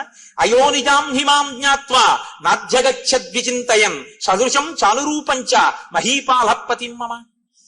అయోనిజ అయినటువంటి ఈ పిల్లకి నేను భర్తను ఎక్కడి నుంచి తీసుకురావాలి, ఎవరికిచ్చి పెళ్లి చేయాలి, ఎలా తెలుస్తుంది అని మా నాన్నగారు బెంగ పెట్టుకున్నారు. అందుకని శివధనస్సును అక్కడ పెట్టించాడమ్మా. ఎవడు శివధనస్సు ఎత్తాడో వాడే శివుడు. శివుడు విష్ణు సహస్రనామంలో విష్ణువుకి శివ అని నామం లేదు. శివుడు అంటే మంగళకరుడు. మంగళకరుడు అంటే ఎవరు? మంగళములకు మంగళం ఏమిటంటే శివ అంటే బతికుండడమే శివ. లోపల ప్రాణం ఉంటే మంగళం, ప్రాణం లేకపోతే అమంగళం. కాబట్టి అంతటా వ్యాపించి లోపలికి కూడా వెళ్ళేటటువంటి వాయు రూపంలో ఉండే అంతటా పరివ్యాప్తమైనటువంటి రూపం విష్ణువు. అంతటా ఉన్నది ఆత్మ, ఆత్మగా ఉన్నది శివుడు. శివుడు విష్ణువు అభేదం. కాబట్టి శివ ధనస్సు ఎవరెక్కు పెడతారో వాడే ఈ సీతమ్మని భరించగలిగిన భర్త. విష్ణువు ఈ లోకంలో నరుడిగా జన్మించాలని గుర్తుపట్టాలంటే శివధనస్సు ఎక్కువ పెట్టాలని విష పెట్టాలి. అందుకని నన్ను వీర్యశుల్కని చేశాడు మా నాన్న. స్వయంవరం ప్రకటించి ఎవరు శివధనస్సు ఎక్కువ పెడతారో వాళ్ళకిస్తాను అన్నాడు. మహాయజ్ఞే తదా తస్య వరుణేన మహాత్మన దత్తం ధనుర్వరం ప్రీత్య తూణీచ అక్షయ సాయకౌ. వరుణుడు ఇచ్చినటువంటి ఆ అక్షయబాణ తూణీరములు శివధనస్సు మా ఇంట్లో ఉన్నాయి కాబట్టి ధనస్సు ఎక్కువ పెట్టిన వాడికి ఇస్తాను అన్నాడు. కానీ అమ్మా ఏమైందో తెలుసా? రామచంద్రమూర్తి వచ్చారు ఒకప్పుడు. వచ్చి ఈ శివధనస్సుని ఎక్కువ పెట్టాడు. అప్పటికి లోకంలో కొన్ని కోట్ల మంది నన్ను భార్యని చేసుకోవాలని చూస్తున్నారు. ఎవరు శివధనస్సుని ఎక్కువ పెట్టలేదు, నేను ఎవరికి భార్యని కాలేదు. ఇప్పుడు రాముడు శివధనస్సు ఎక్కువ పెడితే నన్ను ఇస్తానని మా నాన్నగారు అన్నారు. కాబట్టి రాముడు ఎంత సంతోషించాలి, యవ్వనంలో ఉన్న యువకుడైన రాముడు. అందులో సీతమ్మ స్వరూపం అంటే మాటలా జగదేక సుందరి ఆ తల్లి. అటువంటి తల్లిని తతోహం తత్ర రామాయ పిత్రా సత్యాభిసంధిన నిశ్చితా దాతుముద్యమ్య జలభాజనముత్తమం. శివధనుర్భంగం జరగగానే పిల్లనిచ్చేస్తానని మా నాన్నగారు ఒక స్వర్ణ కలశంలో నీళ్లు పట్టుకుని గబగబా వచ్చారు, నన్ను తీసుకొచ్చారు. సీత నిన్ను కన్యాదానం చేసేస్తున్నాను రాముడికి అన్నారు. అప్పుడు రాముడు ఏమన్నాడో తెలుసా అమ్మా? ఇవ్వడానికి నువ్వెవరు, పుచ్చుకోవడానికి నేనెవరు? మా గురువు గారు విశ్వామిత్రుడు ధనస్సు ఎక్కువ పెట్టమన్నారు, ఎక్కువ పెట్టాను. నువ్వు ఎవరైనా ఎక్కువ పెడితే ఎక్కువ పెట్టండి అన్నావు, క్షత్రియుణ్ణి కాబట్టి ఎక్కువ పెట్టాను. ఇక పిల్లనివ్వడం అంటావా? నువ్వు ఇస్తానన్నావు కానీ పుచ్చుకోవడానికి నేను ఒప్పుకోవద్దు. అది పుచ్చుకోవడానికి వస్తువు కాదు పిల్ల. ఇప్పుడు నేను పుచ్చుకున్న తర్వాత నా భార్య అవుతుంది. నా భార్య అయితే దశరథ మహారాజు గారికి కోడలు అవుతుంది. కోడలైతే ఆ వంశ గౌరవాన్ని నిర్ణయిస్తుంది. కాబట్టి వంశ గౌరవాన్ని నిర్ణయించేటటువంటి కోడల స్థానంలో కూర్చోవలసిన వ్యక్తిని నిర్ణయించే అధికారం మా నాన్నగారిది. అంతేగాని ఇవ్వడానికి మీరెవరు, పుచ్చుకోవడానికి నేనెవరు? మా నాన్నగారికి చెప్పండి, ఆయన వచ్చి చూసి రామా ఈ పిల్ల పెళ్ళలో తాళి కట్టు అంటే అప్పుడు కడతా, అప్పుడు పుచ్చుకుంటా పాణిగ్రహణం అన్నాడు మా ఆయన. దీయమానాం నతుతదా ప్రతిజగ్రాహ రాఘవ అవిజ్ఞాయ పితుశ్చందం అయోధ్యాధిపతే ప్రభో. మా తండ్రి అయోధ్యాధిపతి దశరథుడు ఉన్నాడు, ఆయన కబురు చేయండి, ఆయన ఒప్పుకుంటే చేసుకుంటానన్నాడు మా ఆయన. ఇంకో ఆడదైతే ఇంత అందగత్తని శివసంభంగం అయింది, అయినా కూడా మా ఆయన మీద నిమిషాలు లెక్కెట్టాడు. వాళ్ళ నాన్నని అడుగుతానన్నాడు, ఈ పిచ్చి ప్రేమే కోపం ఉంచింది, వరాలు ఇచ్చానని అరణ్యాలుగా పంపించాడు. మా ఆయనకి ఇప్పటికి బుద్ధి రాలేదు, ఇంకా నాన్న కూర్చెట్టు. సీతమ్మంది ఇప్పుడు కాదు, అప్పటి నుంచి మా ఆయనకి తండ్రి అంటే అంత ప్రేమ. పితృభక్తి పరాయణుడైనటువంటి భర్త నాకు దొరికినందుకు నేను గర్వపడిపోతున్నానమ్మా, ఈ కథ నీకొక్కడానికే చెప్పానమ్మా అంది సీతమ్మ. ఇది బాలకాండలో చెప్పలేదు మహర్షి. ఎందుకు చెప్పలేదంటే ఎక్కడ ఏ సమున్నత పాత్రకి చెప్పించాలో ఆ పాత్రకి చెప్పించాలి సీతమ్మతో. అనసూయమ్మ దొరికే వరకు ఈ కళ్యాణఘట్ట రహస్యాన్ని సీతమ్మ నోటి వెంట మహర్షి ఎవ్వరికి చెప్పించాల. అనసూయమ్మ కనపడ్డాక అనసూయమ్మకి చెప్పించారు. అంటే ఆవిడ వైభవం ఎంత గొప్పదో, అటువంటి అత్రి అనసూయమ్మ సంతానంలో పుట్టేటట్టుగా ఆత్రేయ గోత్రంలో పుట్టిన వారు ఎంత అదృష్టవంతులో మీరు ఆలోచించెదరుగాక. కాబట్టి అలా అమ్మా మా వివాహమైంది అన్న తర్వాత ఆ వస్త్రాలు కట్టుకుంది. తల్లి ఎంతో సంతోషించింది. ఆనాడు అందరూ ఆనందపడ్డారు. ఆ రాత్రి అక్కడ నిద్ర చేశారు. మరునాడు ఉదయం అత్రి మహర్షి యొక్క అనుమతి తీసుకుని సీతారాములు లక్ష్మణ సహితుడై దట్టమైనటువంటి అరణ్యంలోకి ప్రవేశించి తమ ప్రయాణాన్ని ప్రారంభించారు. అందరూ ఎంతో సంతోషంగా ఉన్నారు అన్న మంగళకర వాక్కు దగ్గర అయోధ్యకాండని పూర్తి చేసి రేపటి సాయంకాలం అరణ్యకాండ ప్రవచనాన్ని ప్రారంభం చేస్తారు. ఎంత గొప్ప గొప్ప మహర్షులు! ఇక అరణ్యకాండే మహర్షి అలా రచన చేశారు. బంధనము అంటే జుత్తు ఇలా విడిపోయి ఉండకూడదు. జటగా ఉన్నటువంటి జుత్తుకి ఇప్పటి రోజుల్లో అయితే దాన్ని ఏమిటంటారు, ఇలా పెట్టే రబ్బర్ బ్యాండ్ అంటారే, అలా ఉన్నదాంతో ఆ జుత్తు కట్టాలి. ఆ జుత్తు కట్టడం గొప్ప పూజ శాస్త్రంలో. కాబట్టి ఇప్పుడు ఆ తల్లి అనసూయమ్మగా కూర్చోడానికి యోగ్యురాలైన తల్లి, లేదా ఆమె అనసూయమ్మ ఒక ఘనాపాఠి గారి యొక్క ధర్మపత్ని, ఆ తల్లి విచ్చేశారు. ఆవిడ్ని తీసుకొచ్చి చక్కగా ఆ పూజ చేయిస్తారు. ఆవిడికి అంగరాగములు రాస్తారు, అంటే ఆవిడికి కూడా పౌడరు మొదలైనవి రాస్తారు. చక్కగా బొట్టు ఉంచుతారు, కాటుకు ఉంచుతారు. ప్రత్యక్ష నివేదన మంత్రంతో ఆవిడ చేతిలో పళ్ళు పెడతారు. ఆవిడ తింటారు. ఆవిడికి తాంబూలం ఇస్తారు. తాంబూలం చాలా గొప్ప సూచన ఐదోతనానికి. అందుకే శంకరాచార్యుల వారు సౌందర్యలహరిలో తాంబూలం మీద శ్లోకాలే చేసేసారు. ఆయన రణీజిత్వా దైత్యానపహృత శిరస్త్రై కవచిభిః అంటూను. అందుకని ఆ తాంబూలం వేసుకుంటారు. ఆ జటాబంధనం పెడతారు, పువ్వులు పెడతారు. ఆవిడ కాళ్ళు కడుగుతారు, కాళ్ళు తుడుస్తారు. తర్వాత చక్కగా ఆవిడికి ఆ పాదములకు పారాణి పెడతారు. అప్పుడు ఆవిడికి పూజ చేస్తారు. అవన్నీ మీ అందరూ చూసి ఆనాడు సీతమ్మ ఎంతటి అనుగ్రహాన్ని పొందిందో మీ అందరూ కూడా అటువంటి అనుగ్రహాన్ని పొందండి. మనకి శాస్త్రంలో నియమం ఏమిటో తెలుసా అండి? 2 కారణముల చేత నాకు అక్కర్లేదు ఈ ఫలితాన్ని అని విడిచిపెట్టేసుకుంటారు. నాకు అక్కర్లేదండి ఇది చూసిన ఫలితం, దీన్ని నేను అంత చూడవలసిన విషయంగా భావించట్లేదు, ఆవిడంత పూజనీయురాలు కాదు, అనసూయమ్మని పూజించాలా, మేము అవమానిస్తాం అనాలంటే 2 పద్ధతులు చెప్తారు. ఒకటి, భక్తి ఉన్నా పూజ జరుగుతున్నప్పుడు పక్క వాళ్ళతో మాట్లాడితే మీరు ఎంత పుణ్యాన్ని చూసి పొందారో అది పక్క వాళ్ళకి వెళ్ళిపోతుంది. నేను ధర్మశాస్త్రం చెప్తున్నాను, అందుకే పూజలో మాట్లాడరు, కారణం అదే, పక్క వాళ్ళకి వెళ్ళిపోతుంది. 2, అటువంటి గొప్ప పూజ జరుగుతున్నప్పుడు నిలబడి ఉంటే అవమానించినట్టు లెక్క. అందుకే సభలో నిలబడరు. మీరు చూడండి, ప్రభువు సభ తీర్చి ఉంటే ఎక్కడ ఉచితమైన ఆసనములను అలంకరించిరి అంటారు. ఇక్కడ కూర్చోవడమా ఇక్కడ కూర్చోకపోవడమా అని ఉండదు, కూర్చుండిపోతారు తప్ప నిలబడి ఉండకూడదు. ఇది విన్నాక కూడా నిలబడితే దాని అర్థం ఏమిటనుకోవాలి నేను? అంటే అనసూయమ్మ పూజ పట్ల మాకు ఆ గౌరవం లేదయా నువ్వు చెప్తున్నావు కానీ అని వారు అంటున్నారని నేను గుర్తించవలసి ఉంటుంది. అలాంటి వారు ఈ సభలో ఉన్నారని నేను అనుకోవట్లేదు. కాబట్టి చోటు లేకపోతే వాళ్ళు ముందుకొచ్చి కూర్చోవడానికి అవకాశం ఇచ్చినాం. ఒకవేళ అక్కడ చోటు లేకపోతే మీరు యథేచ్ఛగా ముందుకొచ్చి కూర్చోవచ్చు నిలబడిన వారు.